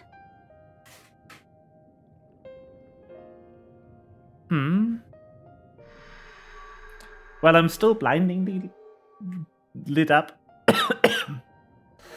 Ah!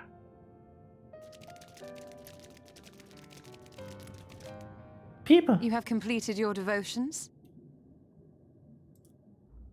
Yes. To the honored ancients have we offered up our prayers and our gratitude. You too have our thanks. Might we trouble thee then to tell us more of the illuminated land of which thou didst lately speak?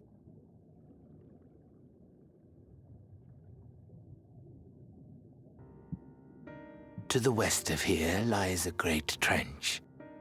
Some days ago, a light appeared in that endless darkness. Curious, we ventured closer and discovered in the depths an entire city.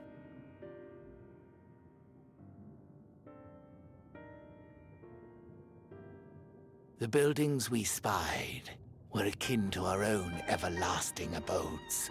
Impossibly so. We understood at once the ancients had risen. There could be no doubt. Taken with terror, we retreated to the cups, and I decreed that none should enter the trench until such time as we received a sign.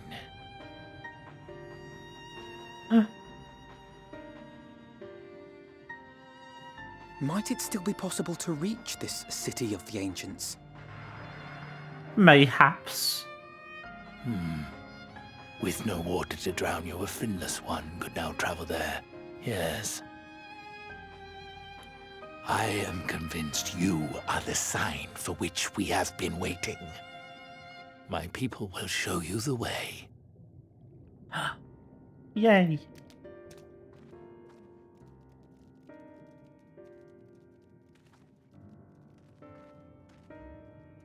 Shall we? Yes. Nod. Nodders.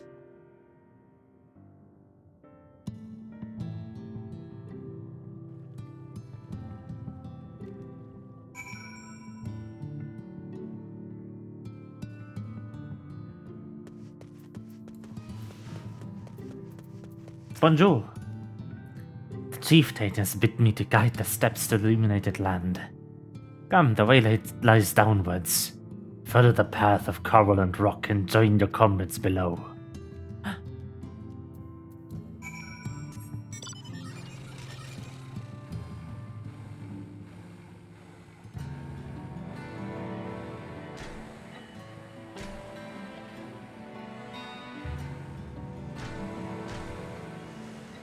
Don't get yelled up again. No.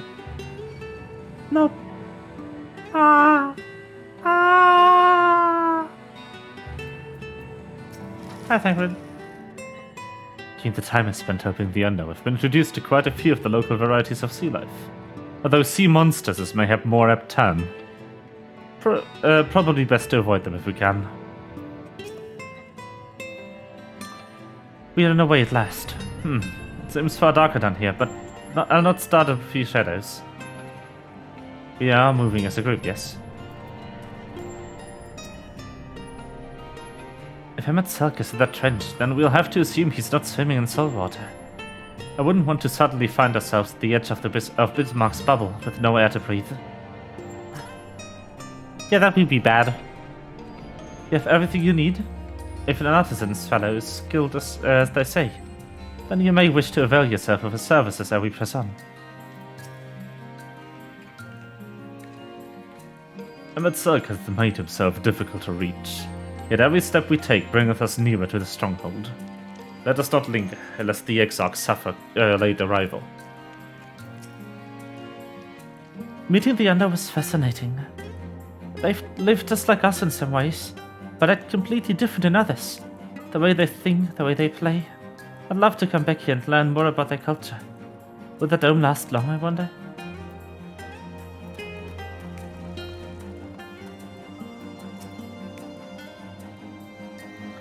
All are gathered, yes. And I shall describe the path you must take. Enter the cavern beyond and follow the wall down and down and down. Once at the bottom, find a passage to the northwest, then continue west and west and west. The way is not simple. Keep your friends within shouting distance and do not stray into the deep. Just before the journey's end, you will find the Caliban Gap, the barrier we placed at its mouth. The obstacle will fade should you raise a hand towards it. We have made it so. Most succinct explanation. Thank you for your guidance. Right, deep into the depths we go. Go!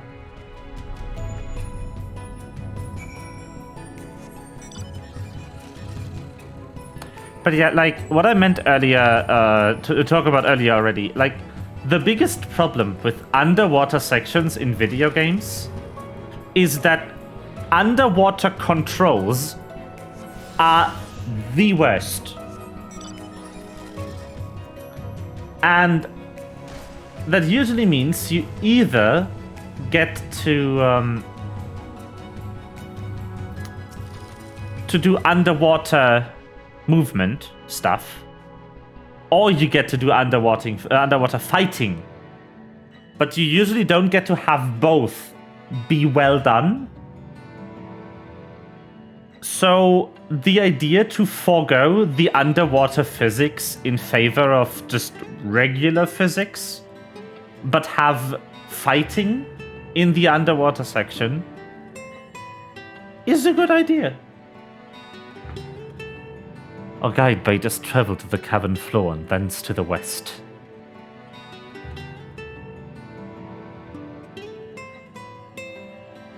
Yet 'twould seem these twisting tunnels defy such simple instruction.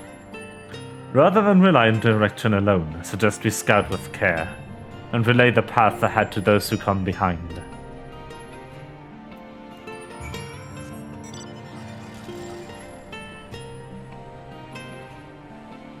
Da, da, da.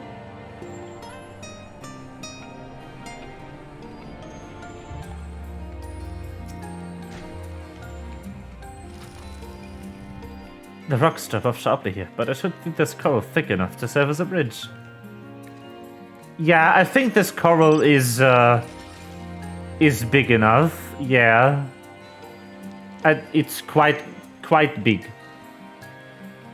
Has crunchy sound when you walk on it. Ah. Same to you. Anemone. Boat. Ah, Rain. You have a choice of 2 routes from here. You can either take the long way to the south around the rocks, skip along the coral branch as Alice has done. I, for one, shall be following my sister's example.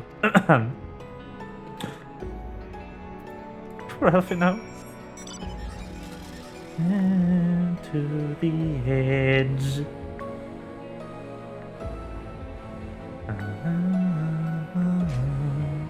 A science and sin. Man.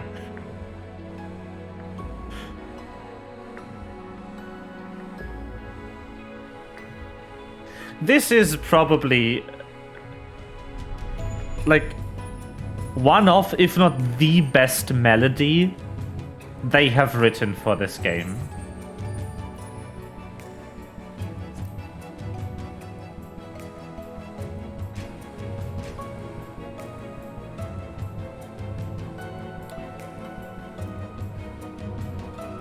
Alice!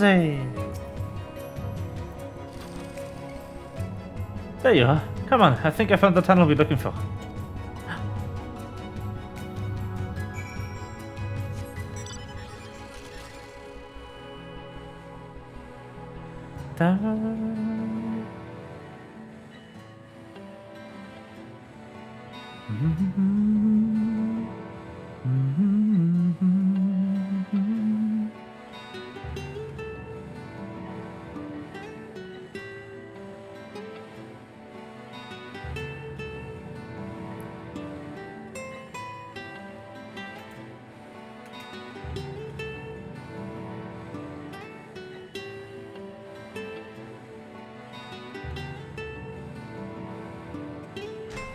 Hello.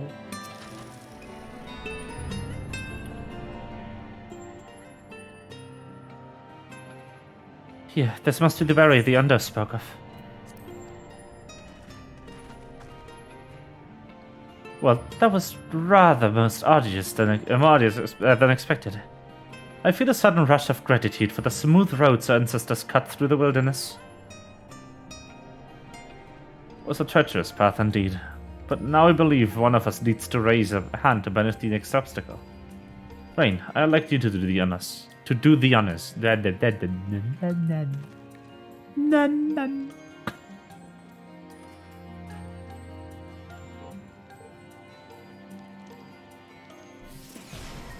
Boop. It is done. The barrier has been deleted. Come, just like that. I suppose we should head in.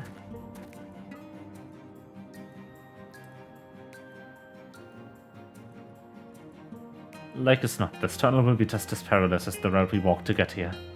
Let's all stay aware of your surroundings, shall we? Oh yeah, we better stay aware of our surroundings.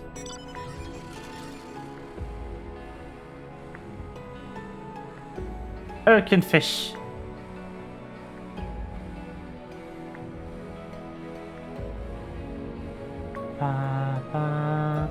Hello. It's a very long drop. Please no heroic jumps over the edge. Ha! The edge! Alright, I don't think my heart could take it.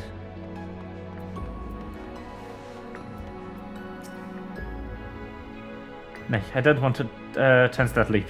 Hugging the northern wall on the way down seems the wiser proposition. Fuck you. No? I can't jump. Wow, they don't let me. Rude.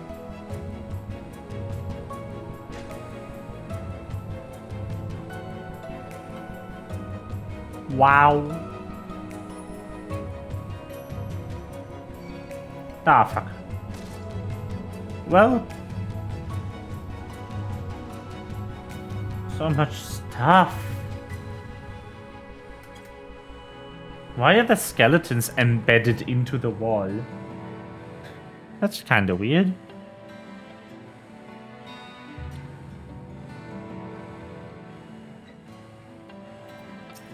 Alice. Event cancelled? Huh? The fuck was that? The game just freaked out for a second. By the gods. Ah, it's so good. Ah, yes.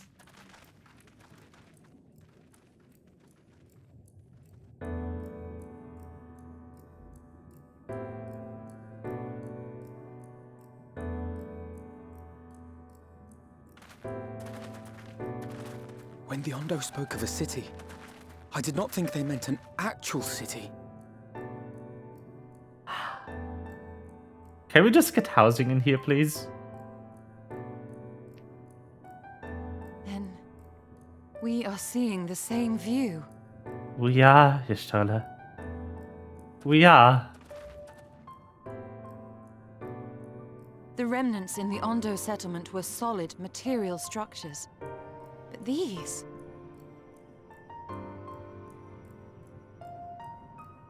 Everything here pulses with ether. 'Tis an enchantment on a monumental scale.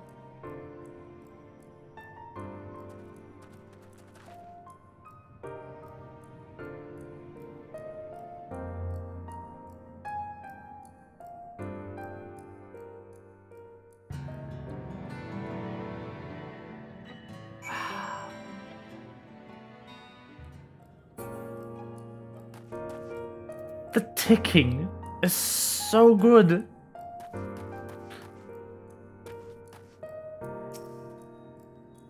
It's big, Grande, but cluttered city streets are far more conducive to infiltration than wide open spaces. This will work to advantage, trust me. You think all those tall, dark buildings would be frightening, but for some reason they just make me feel sad. One cannot blame the Under for fleeing the spectacle of these brooding edifices. We, however, have not the luxury of fear.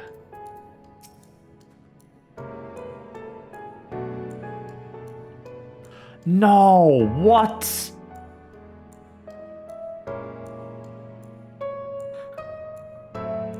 They shifted the tone of the ticking to better fit the melody? Holy shit.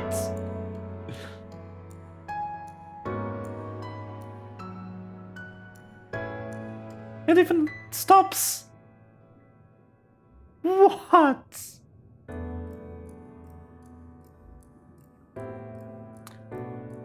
Emetzelk holds the exile captive somewhere within that vast city. Yet even if we must search every alleyway, we will find them. And the chieftain spoke of light shining from the abyss. This is not at all what I imagined. Why would Emetzelk do this? Because he is sad. Rain, did you note the style of the architecture? And the same used for the remnants, the cups of the mural painted and the mural painted towers.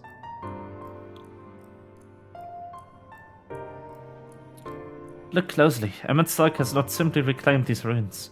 He has layered the resemblance of an entire city upon them. Gods, the magnitude of his artifice is staggering. Though it pains me to admit, we did not fully understand the feats of which an old-world Ascian is capable.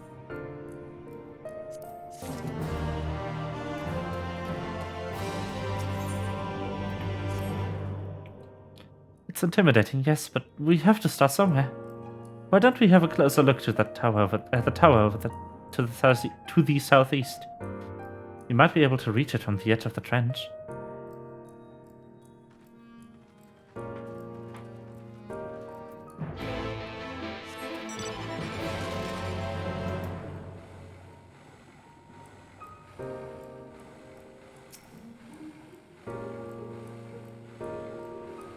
God, it's so pretty.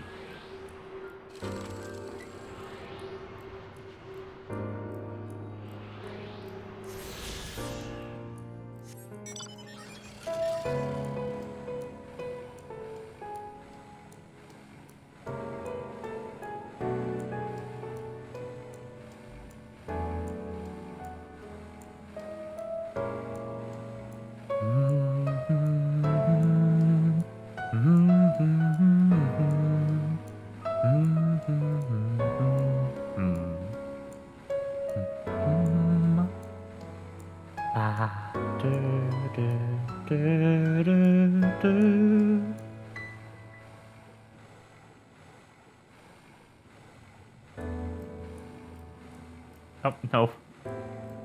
Oh, right, this is an elevator, I remember. Imposing door. Big door. We are so small.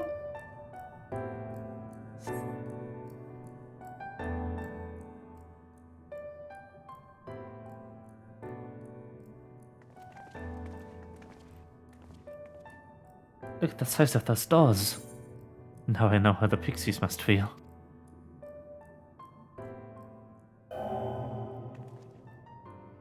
Rainumbria recognized. Welcome to the city of Amarot. Will you be riding the lift? But did the building just welcome you? The habit is not so passing strange.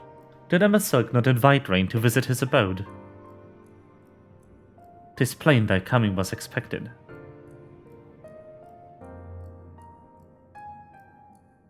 And where will this lift be taking us? The lift services every level of Ankara Heights, but it's presently configured to convey passengers directly to the ground floor.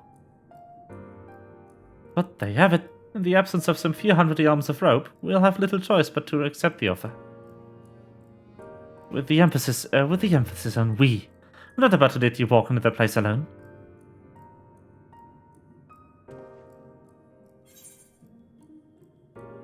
I wish to ride the lift. As you wish. The lift will arrive shortly.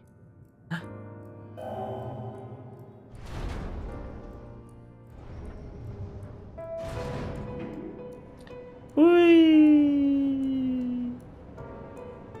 Instead of a lift cutscene, just play an elevator sound and pan the camera down. Amazing. Next stop, ground floor. Facilities include the Bureau of the Administrator, the Bureau of the Architect, and the Capital.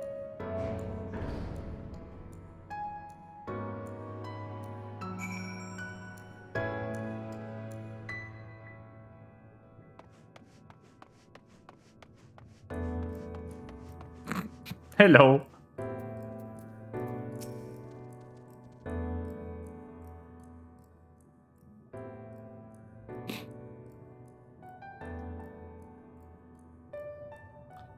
It's only this distance that you start to realize how big the buildings truly are. What did the voice call the city? Amarad?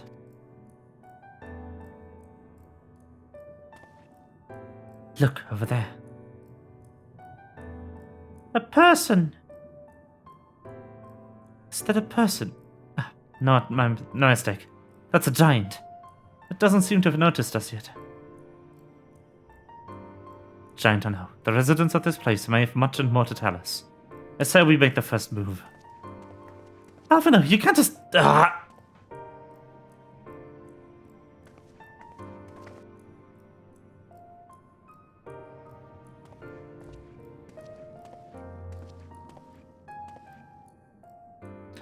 Pray excuse my boldness, but may I ask you a question?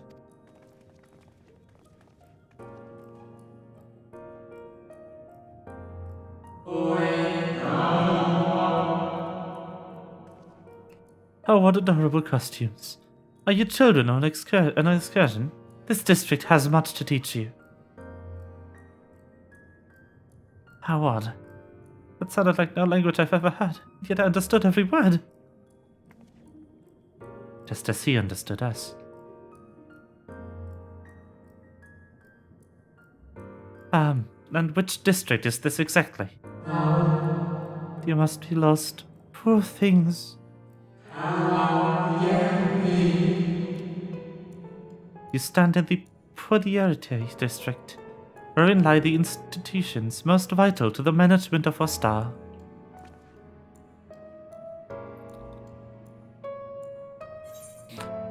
Can you tell us where to find Emmett Sulk?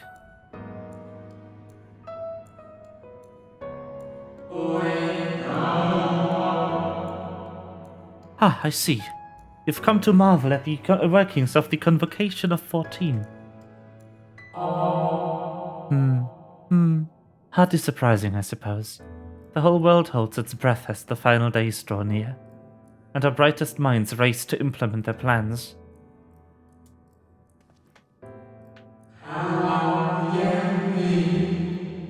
Thus you must understand that gaining an audience at this time will be next to impossible.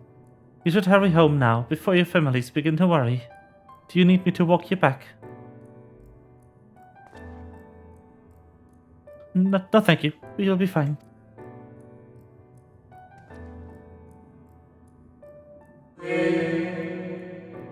Very well. Take care, little ones.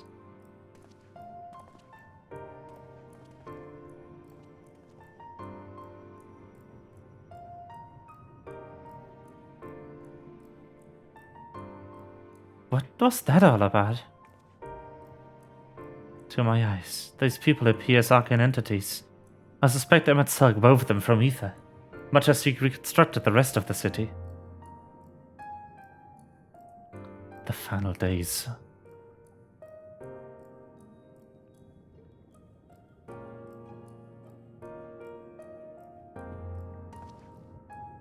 Such words will befit the oblivion described to us by our Asian foe. A catastrophe unprecedented scale, which did set in motion the summoning of Zodiac and then Seidelin herself. But that happened centuries and centuries ago, didn't it? That man spoke as if they were rushing to avert a disaster here and now.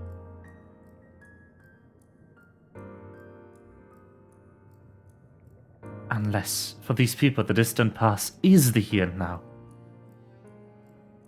I believe thou is the right of it, Master Alfino. This ethereal Amarot and its residents appear to be phantoms of a different age. Emetzelk hath resurrected a memory, a moment in time from before the star was sundered.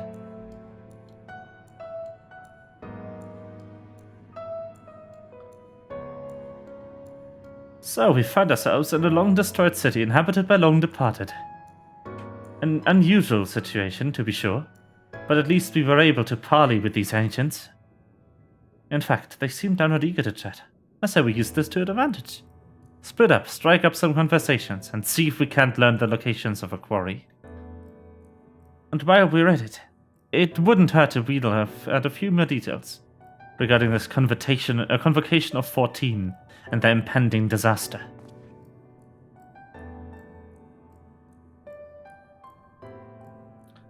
To mingling then, let's meet back when our jaws start aching.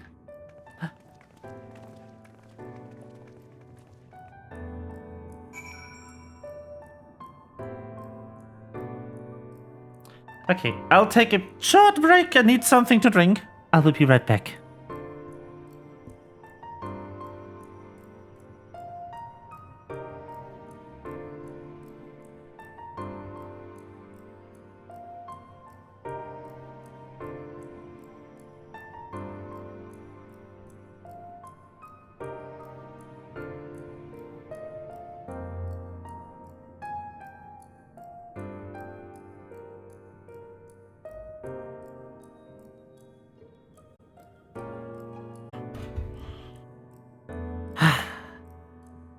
I'm back.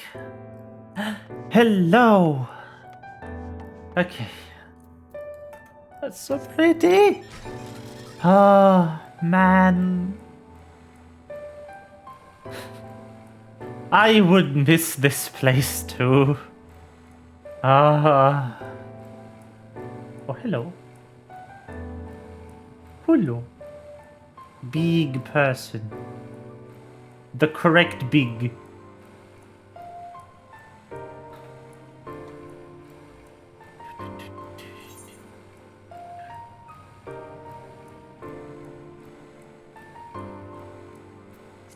Da, da, da, da, da.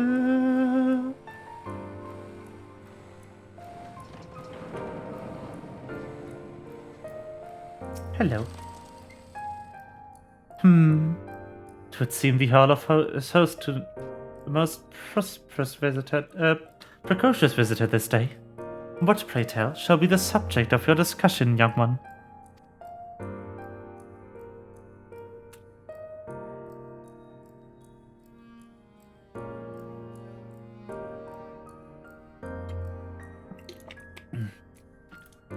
Excuse me. The convocation and the handling of the coming peril. 'Tis only natural that you should have questions. Shall we begin with the members of themselves? As all know, the 14 are the wisest and most puissant among us. Among us? They are the stewards of order, responsible for decisions which keep the star turning season after season. Be the speaker La Habrea or the emissary Elidibus, each seat is occupied by an elected sage of surpassing intellect. Logrif, Mitron. Did I just name drop them here, really? Emetzelk, the individual titles have a gesture of respect and matter of tradition, become synonymous with the incumbents. Thus it is with great incredulity that I greet this recent rumor that the seat in the convocation is soon to be left vacant. If proven true, it would be an unprecedented development and testament to the immense pressure under which our saviors are toiling. In any event, I for one am confident they shall deliver a star unto salvation. Hello. One can never be too young to take an interest in the rhetorical arts. Welcome, little one, welcome. I love that they have just a debate club in here. Who doesn't remember the ancient Asian debate club?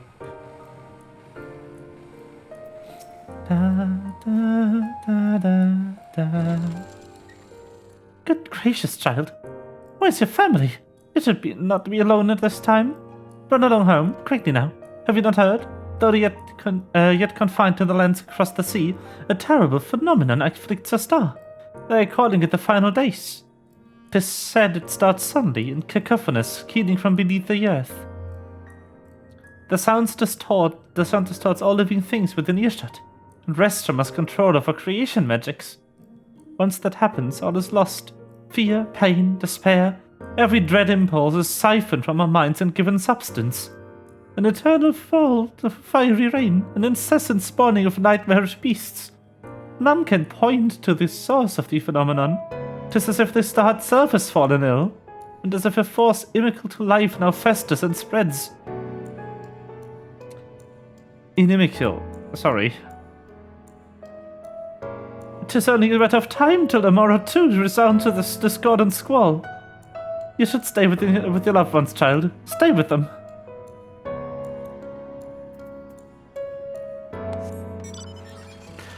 Quick question, because I don't remember this for sure, but isn't the font color they use for the Ancients the same font color they use for DMs?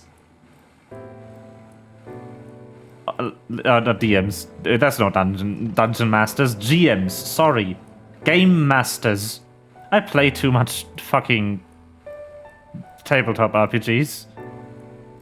I think that's the same font color. Implying that all Game Masters are actually just Ancients.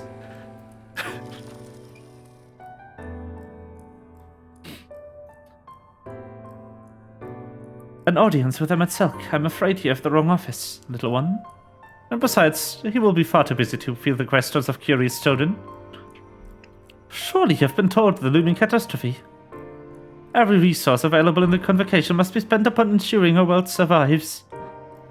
They have yet to make an official announcement, but it's said to be the 14.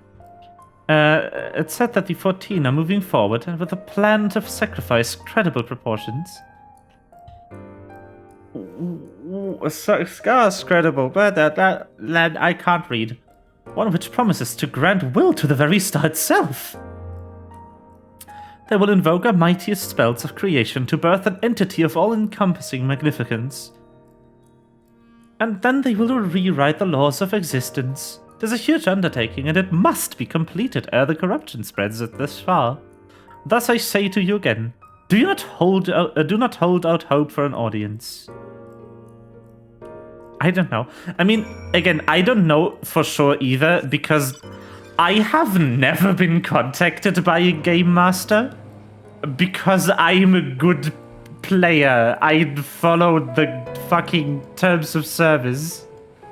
I'm a good bean. I don't, like, insult people in set.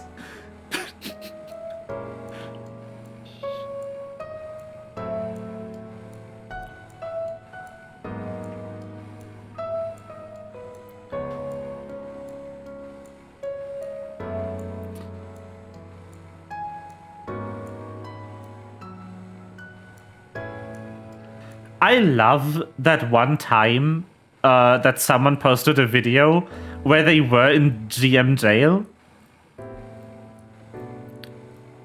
And the GM was talking to them, explaining to them how they violated the terms of service, how they got reported for it, and that they will serve, like, what was it, I think 14 days of account suspension for it. And then that asshole proceeded to climb up on the door in the GM jail and tell the GM that they can't do anything because they can't even get up on the door. And then they got permanently banned.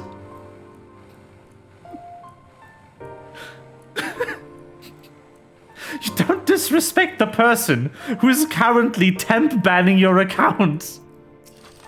Don't do that. stupid. Rain, if it was not certain before, then I am now. The people of this city believe that they face the end of the world.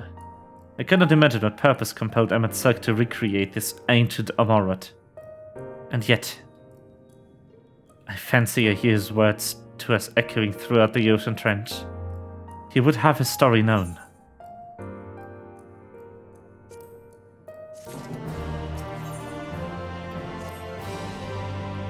We can compare notes once the others return.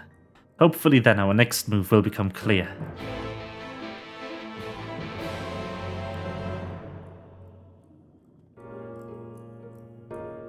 Da, da, da, da, da, da, da, da, da.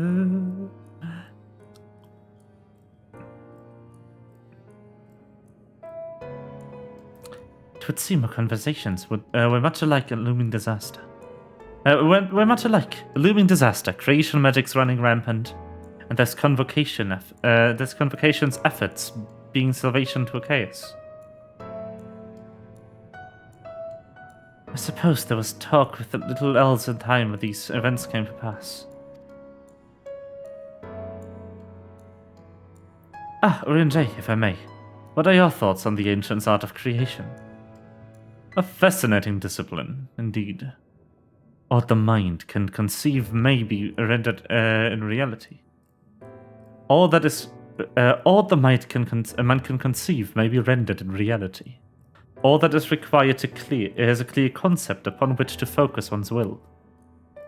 'Tis not dissimilar to the primal's rites taught by the Asians, wherein ritual ceremony breathe life to figments of myth and legend. I see. You arrived at the same conclusion, then. The people who lived in the age before the Sundering were blessed with vast reserves of mana. No matter how draining these creation magics must be, it seems they paid the cost with not more than a fraction of the ether which coursed through their own bodies. If we were to attempt the same, such spells would soon deplete our energies, and then seek to draw the balance from elsewhere. From a hoard of crystals, mayhap, or from the very land itself. Thus, when this art of creation was placed into our hands, it became, in effect, a means for destruction. An interesting matter which no doubt bears further study. But despite all these revelations, I worry we are no closer to finding him itself. Has anyone learned aught of which might lead us to his location? Not directly, mayhap, but from what I've heard, it seems the Convocation of 14 is sequestered in the nearby Capitol building. When we went to see it for ourselves, the attendant wouldn't let us through without writ of permission. So we tried our luck at the Bureau of Administration, where we thought these permissions might be issued, but the clerk there said he couldn't help us since our names didn't appear in the registry. And that was where we gave up. I wonder though, Rain, could you be eligible for one of these writs? The voice at the lift seemed to know who you were. It might be that your name is registered at the bureaus as well. Worth a look, I'd say. Meanwhile, I'll head back to the capital and search for a less official point of entry, just in case. Pray allow me to accompany thee to thy reconnaissance. Reconnaissance. An arcane perspective might prove needful.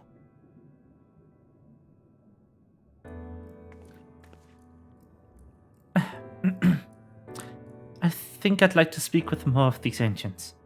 Maybe they know something that could help cure Rain's condition. Would you mind coming with me? Of course I don't mind. Just lead the way.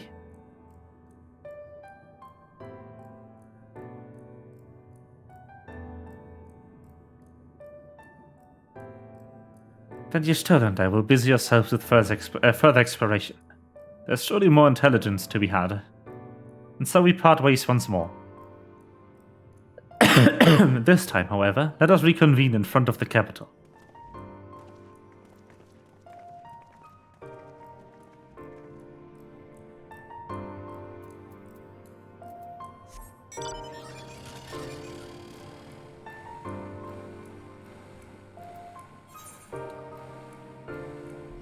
Da da da da da da da da da da.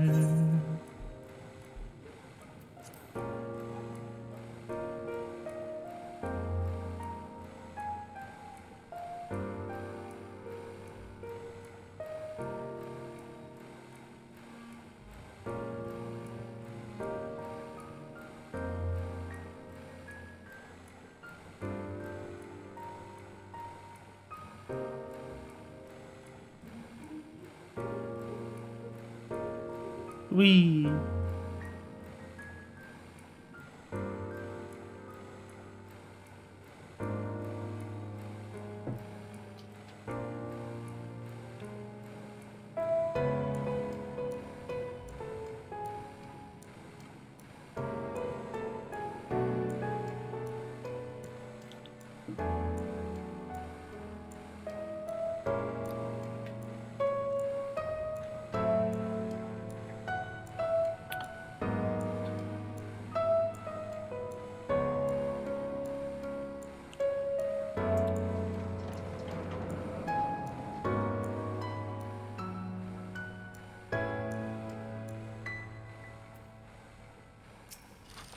Hello. A visitor's writ? Yes, I can assist you. Full name, please. Rain Umbria. Wait near the counter while I confirm your details.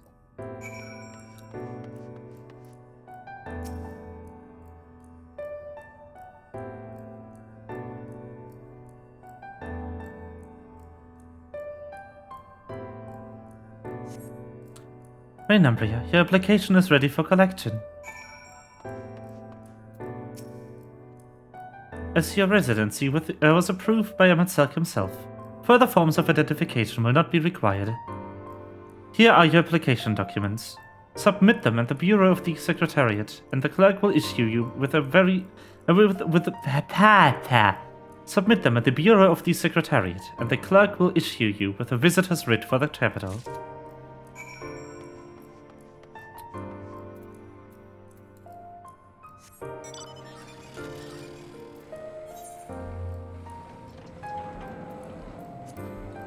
These are so pretty. Look at this. Ah, I love these.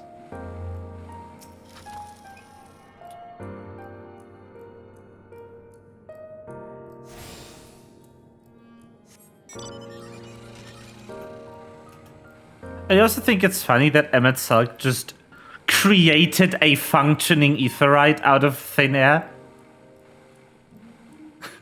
For some reason. Like, the city should speak to the fact that he could, but why did he?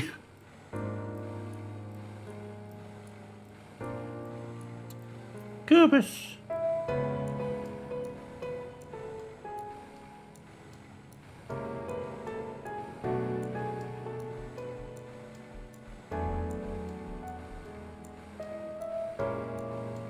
What would he need an aetheryte for? He knows where this is. He should be able to just teleport here. I'm sure he knows of teleportation magic that doesn't require an aetheryte anchor to function.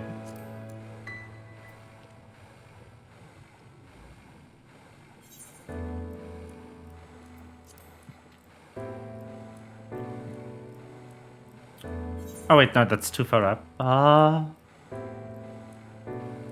Hexagon.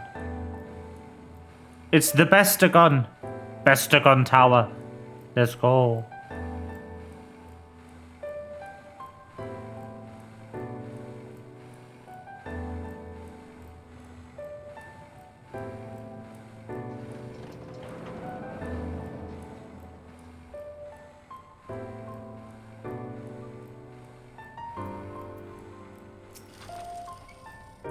Next, please.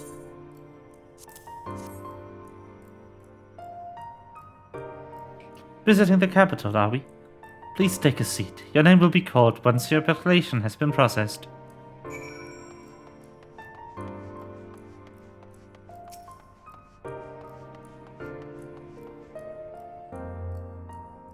Whee! Ah, yes, it's time.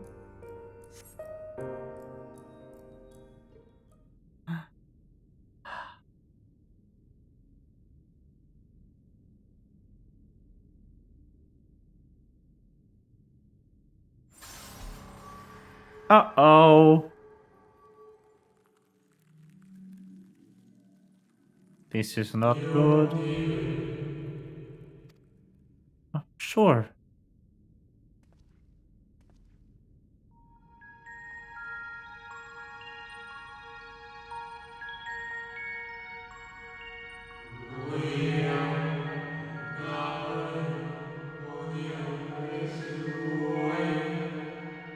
You, I think, and are from a time beyond ours. Have you followed in the wake of Emmett Selk?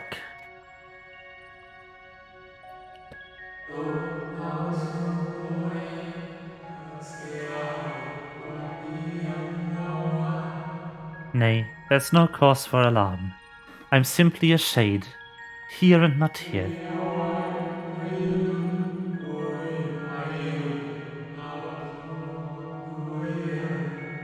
I know only that my name is Hythlodaeus, and that this city is a recreation, a phantom moment plucked from the well of history.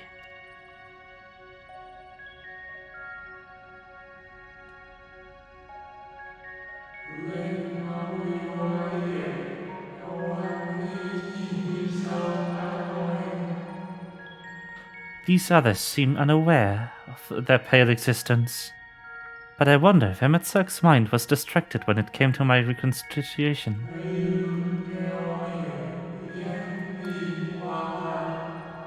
A stray thought would have been enough. Hythlodaeus will realize the truth, for example. We were close friends once, you see.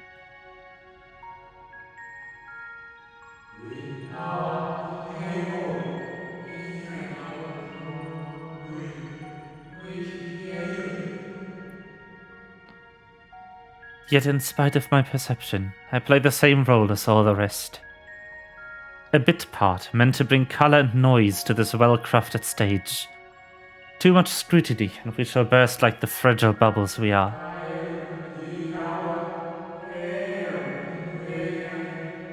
Thus I tell you again, my presence is not to concern you. I wish only to share your company whilst we wait.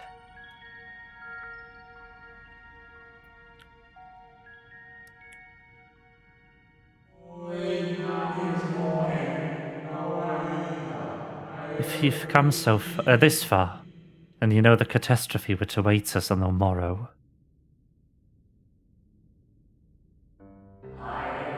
The final days. What began as an isolated incident soon swelled into a world-spanning threat.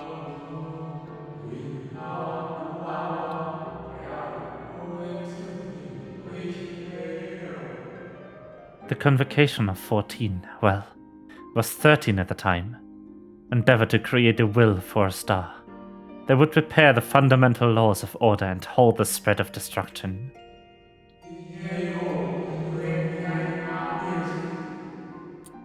But creation on such a scale required an immense source of power.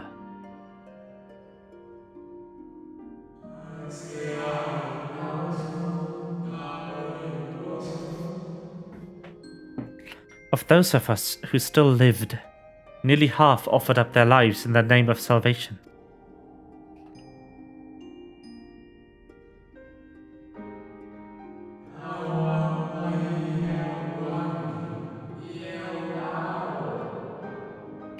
And from their sacrifice, Zodiac was born. Just as we had hoped, he reached forth and halted the march of oblivion.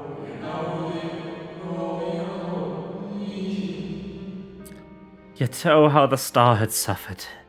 So many species lost, the land was blighted, the waters poisoned, and even the wind had ceased to blow.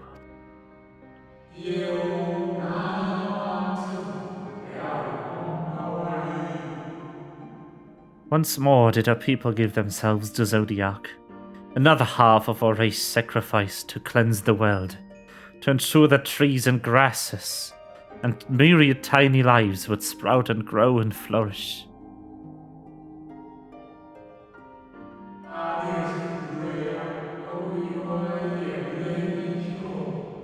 The cycle of life had begun anew, and we reconsidered the means by which we might protect it.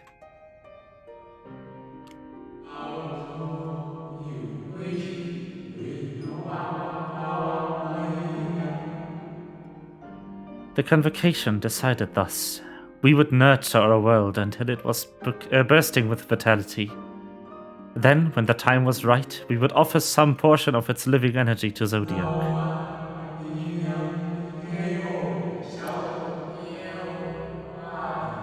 In return, he would restore to us those brethren whose souls had fed his strength. And together we would resume our role as stewards.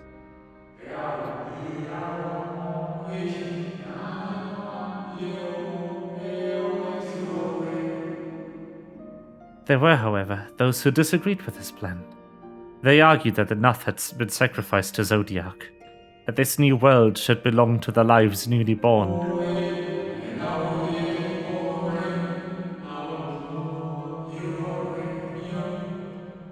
These dissidents surrendered their life energies to the creation of Hydaelyn, an incarnation of their opposing belief. And for the first time in history, our people stood divided.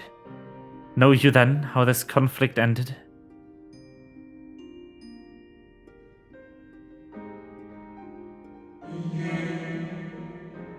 I thought you might.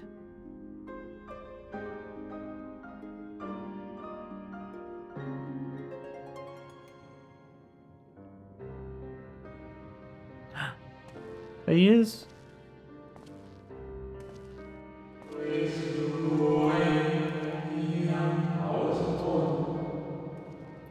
Emetzak has ever been a champion for the will of Zodiac.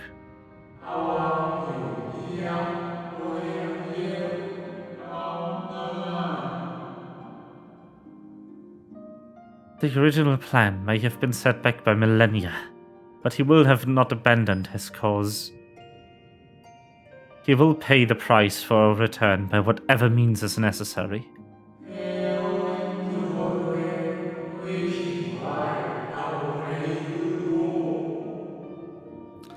And though he may carry himself with a certain glib ease, Emetzak is not a man to bear his burdens lightly.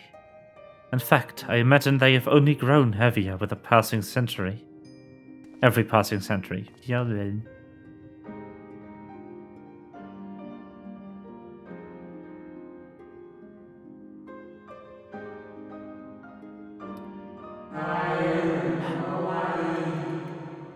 Tis truly a terrible weight he has chosen to carry.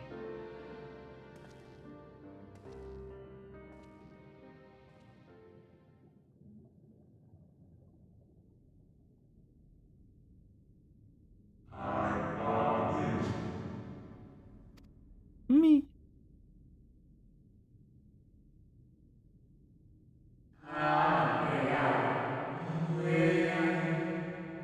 It seems your turn has come. Pray do not let me keep you.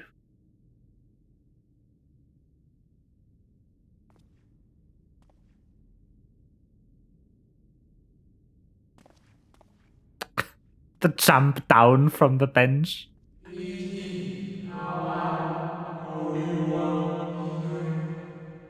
There was one last thing.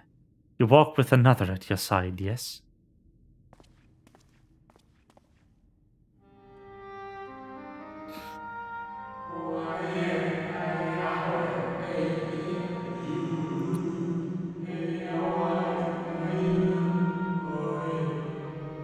Nay, I see no definite form. Just the faintest suggestion of a second soul. I doubt it visible to anyone but me.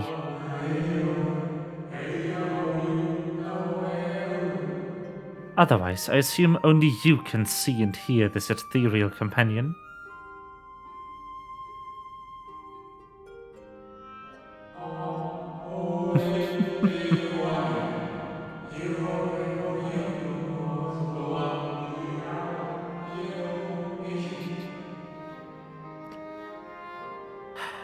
Your connection is hardly a coincidence.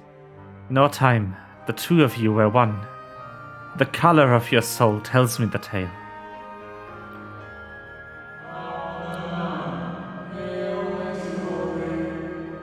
A hue that distinctive cannot be mistaken, no matter how thin the soul is spread.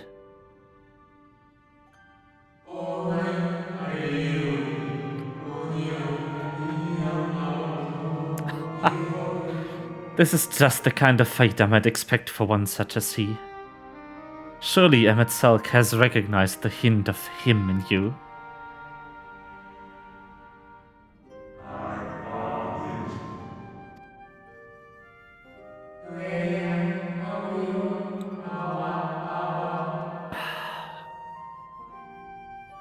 Fare you well, my new old friend.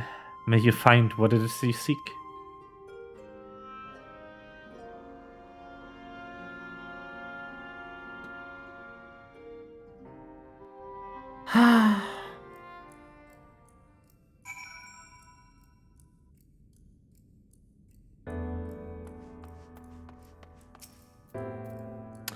Your visitor's writ is requested. When you wish to gain admittance to the capital, please represent the document to the attendant within.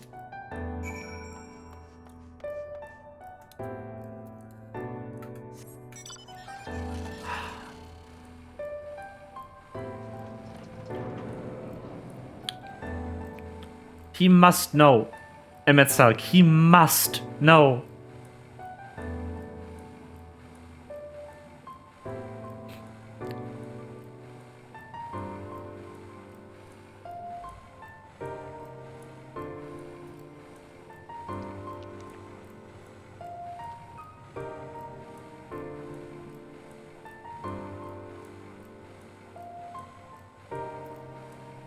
He must have known the entire time, too.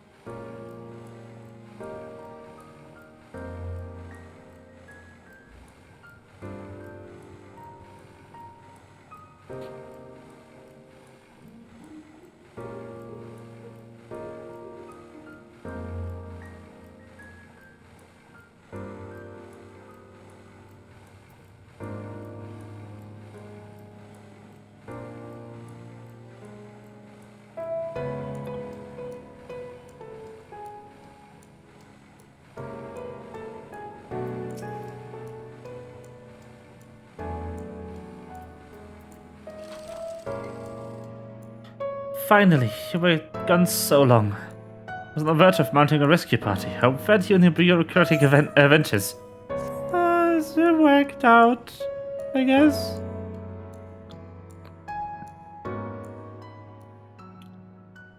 I see my instincts were correct. A good thing too, Orion J and I weighed the chances of breaking into the capital, and an official entrance is by far more attractive option. The capital boasteth not a single armed sentry. It would seem that that time they did not deem it needful to post guards.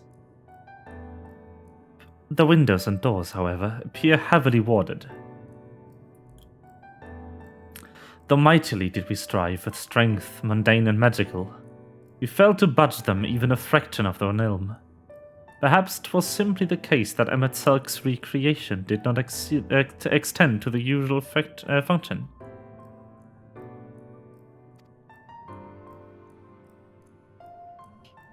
We didn't try everything, of course, but we thought it best to conserve our time and energy for more pressing matters.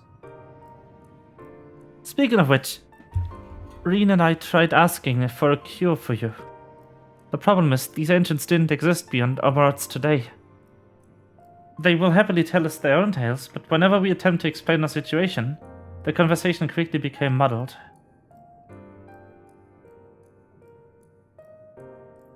What of you, Reen? Was aught worthy of interest said during your efforts to obtain a writ?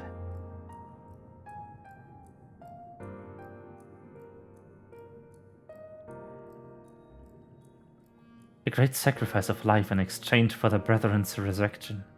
And you say all the Ascians' scheming has been leading to this? All this time. But if they still mean to enact this plan, then things won't end with you rejoining. I thought we knew the intentions in full. Restore the world to its former glory, and in turn empower Zodiac to reclaim his throne as the will of the star. Yet that was merely a step along the way. I hesitate to put into words, but we have to assume that following the final rejoining, the Ascians mean to draw on the lives of the souls and make their sacrifice to Zodiac. That does seem like the most likely scenario. Mayhap those who ally with the Ascians would be spared its fate. But what value is then for surviving when all our history, all our struggles will be erased? I cannot conscience such an act. Of course not. That's to say naught of what Emmett Silk plans for the Exarch's power. Do we stand by and let him threaten our future as well as our past? We need to find him, Rain, and when we do, make your mark. Change the course of history in a way that's felt by those who came before, and those who came after. By everyone you've ever met.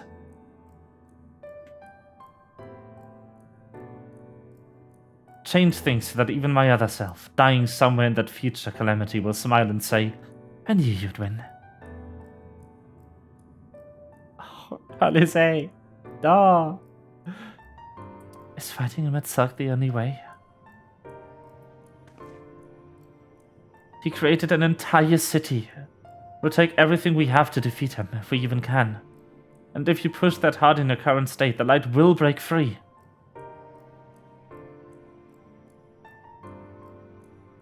The decision to press on lies with you, just as it lies with each and every one of us.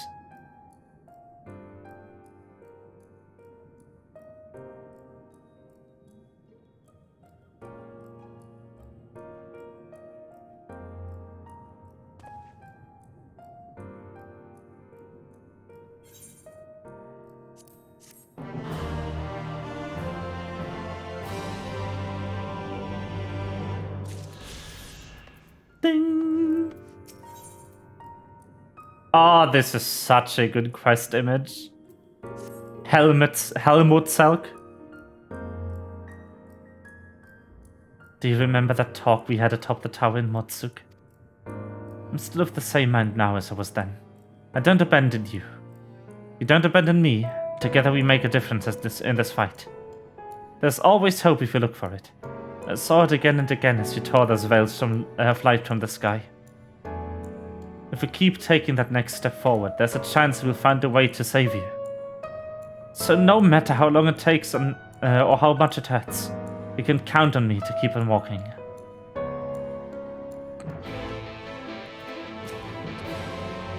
Fourth, we spoke of the disaster we would bring upon our own heads, the ceaseless conflict.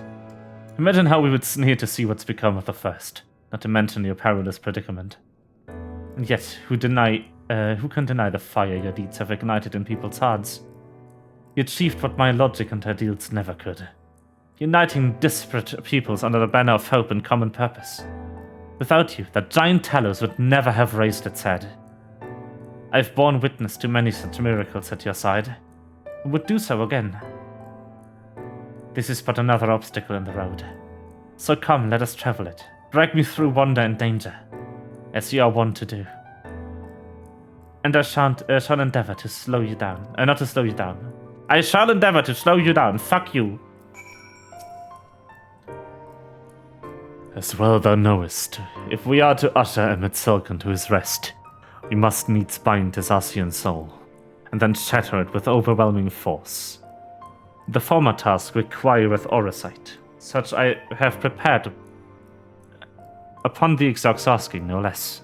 Though it was never mine intent to provide said boon.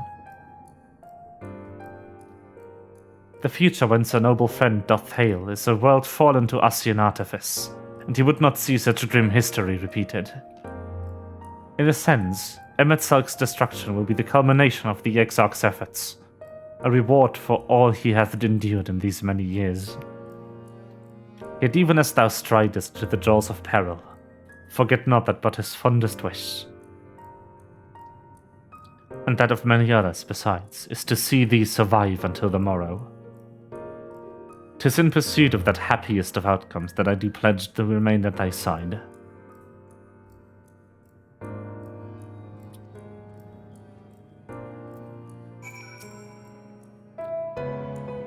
Our time in the First has been a never-ending succession of trials, as arduous as our path in the Source ever was. Yet through all our journeys together, through the deep and foreboding wood, you've helped me to stay true to my convictions. Thus I will return the favor. Do as your heart decrees, without hesitation or regret. That is all I will say in the matter.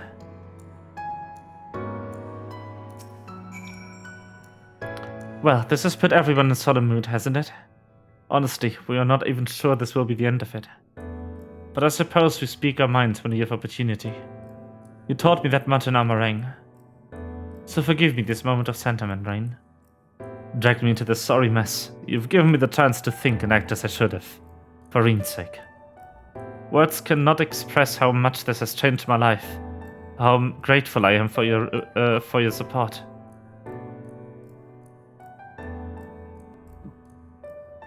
So I shall express my gratitude through actions instead. No matter where you decide to go, I will be there, guarding your back.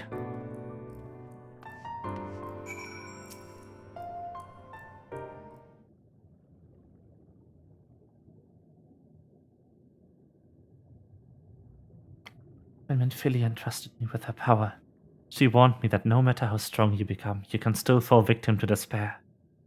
You can still feel powerless. And she was right. After you collapsed on my gulg, my hands wouldn't stop shaking. If I made a mistake, if I failed to bind the light within you, I was terrified you would die. Even now, you could be moments from turning, and I wouldn't know how to save you. You, Thancred, the others, you've all been there when I needed help. When Philia surrendered her life to me, her legacy. I should be ready to do the same for you. And I want to, but I I'm not good enough. She told me to follow your example, and I've really tried.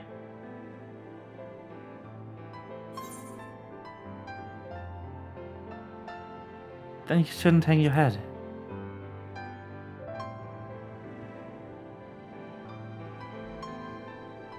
I shouldn't?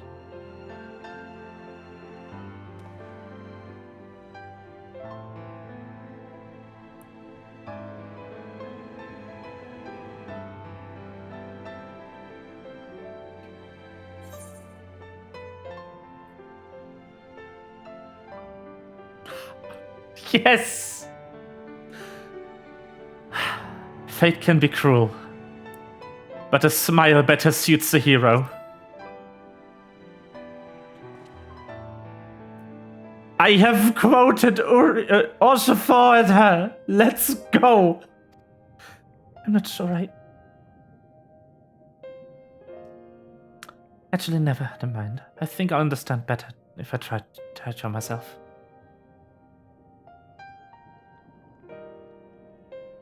No. Nothing will come of brooding and self-pity. I've made my decision, Rain. I'm going with you.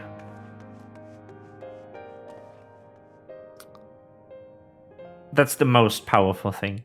Quoting Orshafor at people. That's a power move, if I've ever seen one.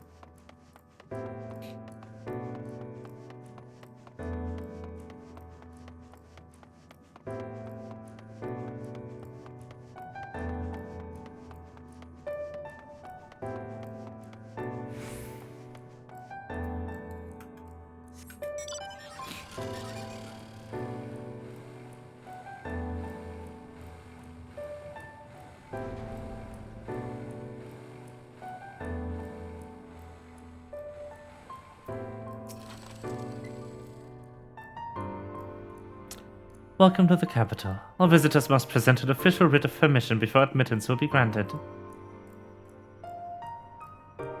Your documents appear to be in order. You may proceed into the capital. but any guests you may choose to bring with you must remain in your vicinity at all times. Pop! Disintegrated.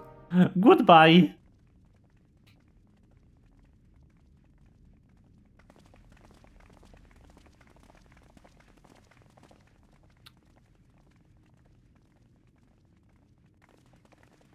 This really is unacceptable.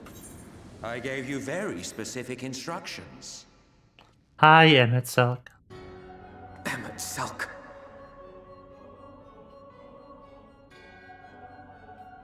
My invitation was for an abomination, ripe with the power to bring about the world's annihilation.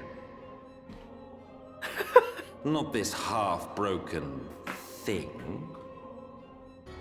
Whatever am I to do with you? And I see you insist on keeping the same familiar company. Are you so lost without them? It is not he who is lost without the familiar. Oof. Not content with remaking an entire city, you aim to fill it with the reconstituted souls of the dead. I may have gotten a little carried away in my attention to detail, added a few unnecessary flourishes. Well, there's no point trying to hide it. Yes.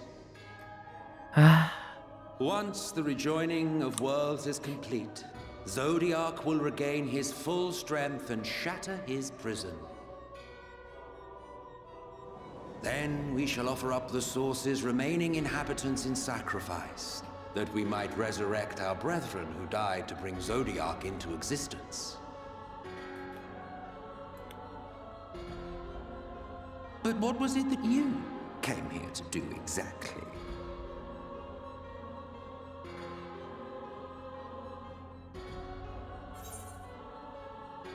We came here for the Exarch.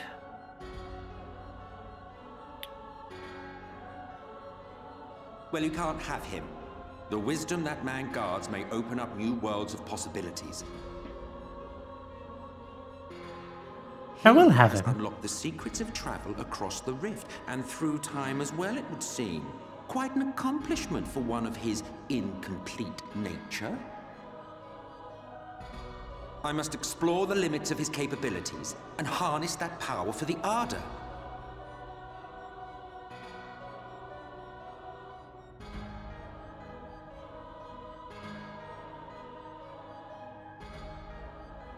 Even now, after everything, you refuse to see reason.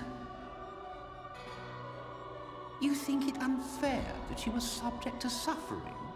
That your lives will be sacrificed for the Ancients? Look at me! I have lived 1,000 of your lives. His voice actor's going hard. Fought with you, grown ill, grown old, sired children, and yes, welcomed death's sweet embrace. For eons have I measured your worth and found you wanting.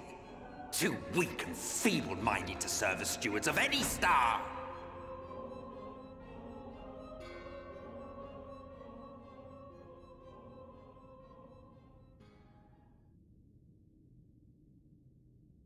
Have your recent spats with Vorthri and his Sin Eaters taught you nothing?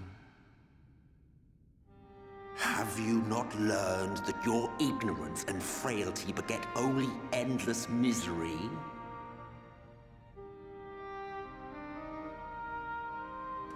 How long do you mean to perpetuate this farce? How much more must I endure your bumbling interference? Let us imagine that the laws of reality are again undone and the world faces true annihilation. Do you honestly believe that half your number would sacrifice themselves to save the other? Of course they wouldn't! And if you had witnessed history unfold as I have, you would reach the same conclusion.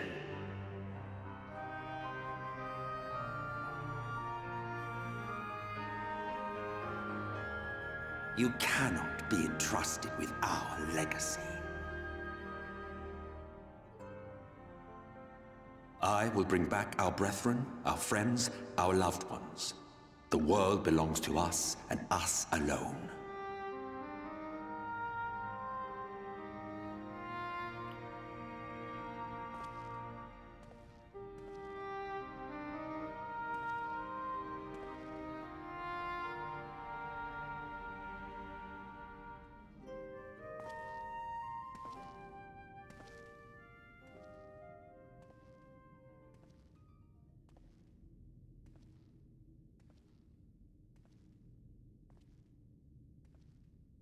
Emmett Selk!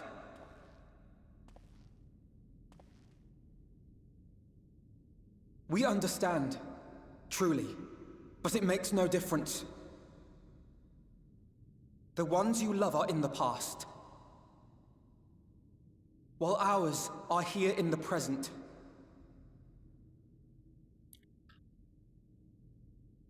One day, we too will be ashes and dust, but not today. Our time is not yet finished.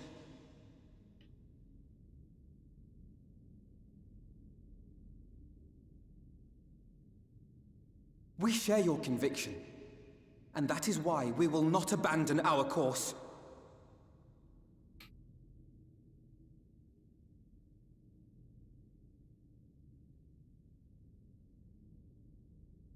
You think us the same? You think your tattered soul of equal worth to those I lost? Then come. Earn your place. Prove yourselves worthy to inherit this star.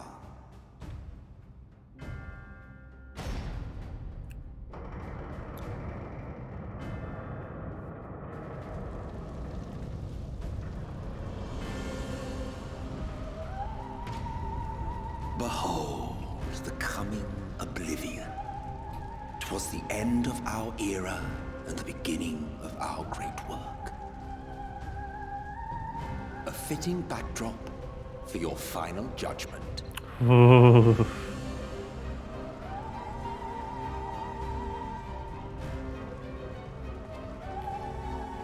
I shall wait within, but do not spend too much time on your preparations. There's no telling how much longer the guest of honor will last. You fucker.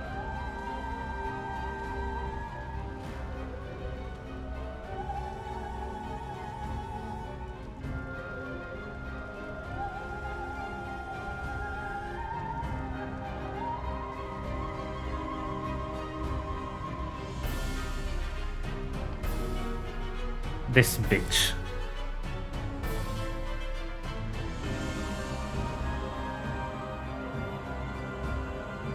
Pretty lit. Ich. Oof. Amorit, now accessible. Amorit. Amorm. I can feel it beyond the flames. A darkness waiting to swallow a light. Wherever you are, Minfilia, watch over us and guide our steps. Just say the word, Ring. However harrowing the scenes that await us, they will not sway us from our cause. I won't ask you to hold back. That time is long past. I just try to snuff out the worst of embers before they reach you. I reasoned that Emmett Selk would not harm the Exarch until he had learned the power's secrets, but his parting words suggest otherwise. Let us make haste. Your friend may not have the luxury of decades to wait for you this time. Ready when you are, Rain. If it's proof he wants, we'll give him a fight the likes of which he's never seen. In those final days, it is said that monstrous beasts were set loose in the city. Terrors made flesh by sorceries run rampant. If Emmett Selk hath been faithful in his reconstruction, then we must be prepared to face many such abominations. It's time! Our fates are not yet sealed. for Reen and her gay dads. And me. To enter the city of Amoret in its final days.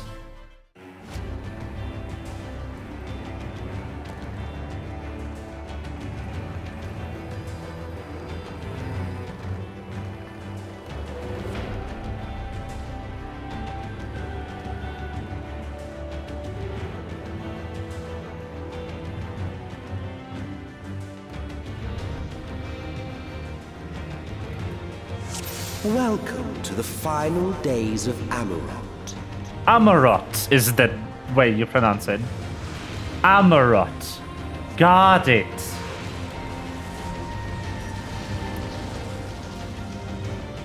The fabric of our star began to fray, and the unchecked energies of creation begat malformed beasts.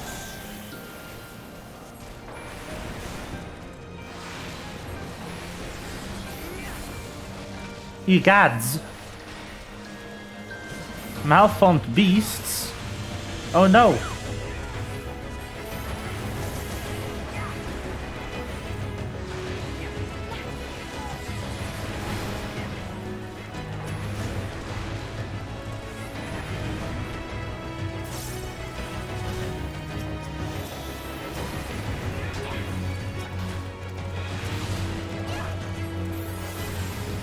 Alright, this fucker.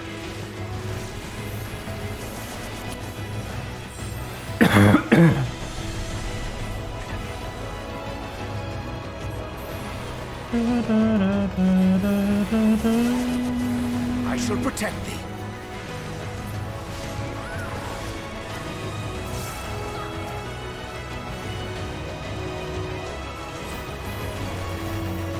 Oh, those do actually blow up, don't they? You are a gay dead too. At least a gay big brother. Yeah, true.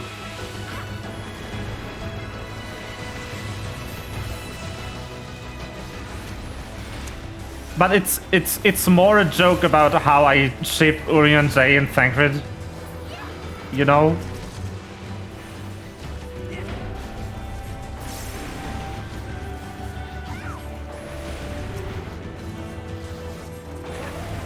Otherwise, truth be told, if I didn't think they would really well fit together, I would say that Urian J is rather the weird gay uncle. And Thancred is the dad. Dad cred.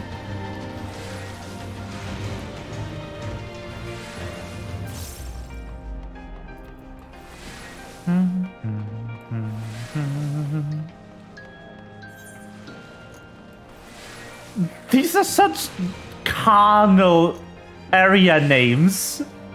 And lo, vile beasts did rise, leaving naught in their wake but blood and ash.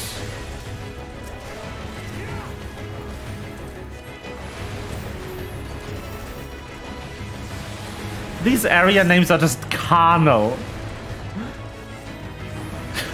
It's so good. I'll show you.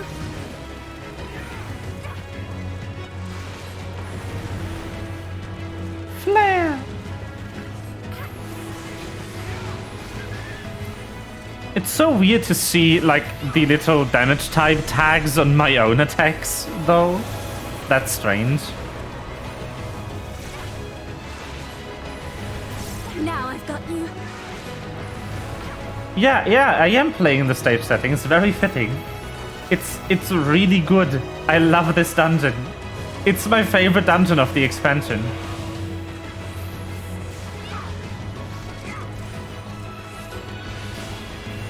I really love Pug too, but I think this one is just a tad better in the grand scheme of things.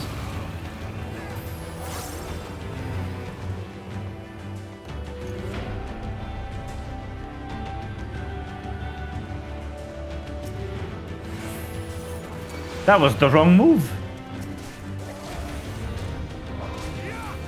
Ow.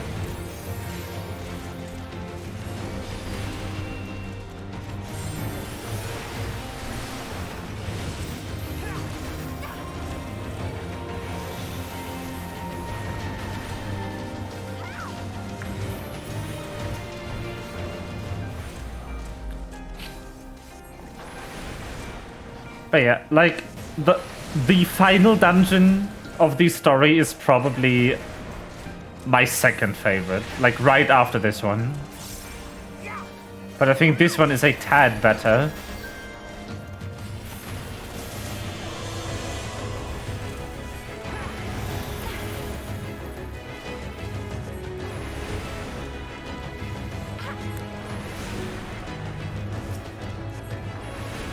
I think it's funny they reused the grass though they made for the final dungeon in the current Alliance raid. Just as prayer gives rise to primals, our dread made manifest our deepest fears.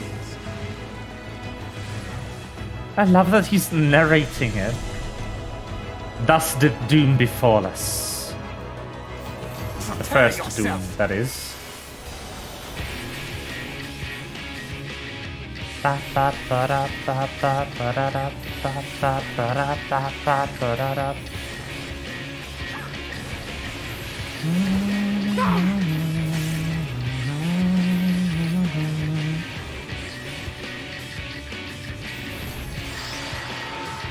Please leave, both of you. No, Reen, why?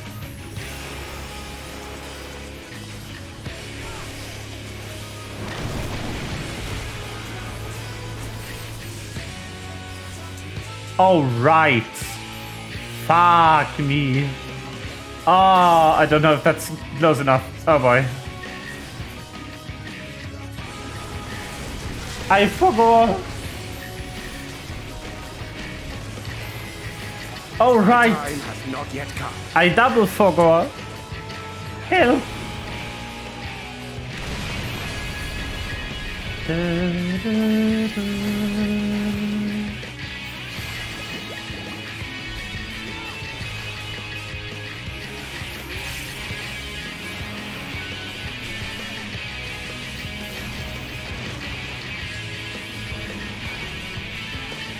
Is this? No, it's uninspected, so it's not affected by Astrofire. Okay.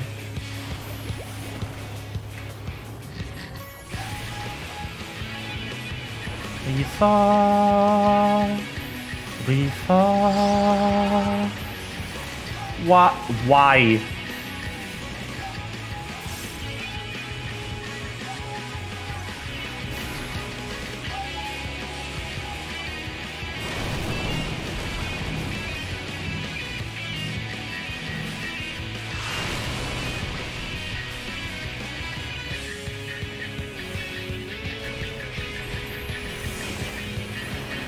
Yeah. Oh man.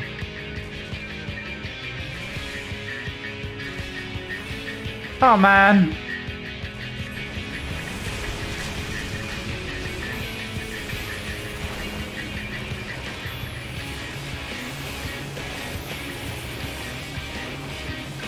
Die.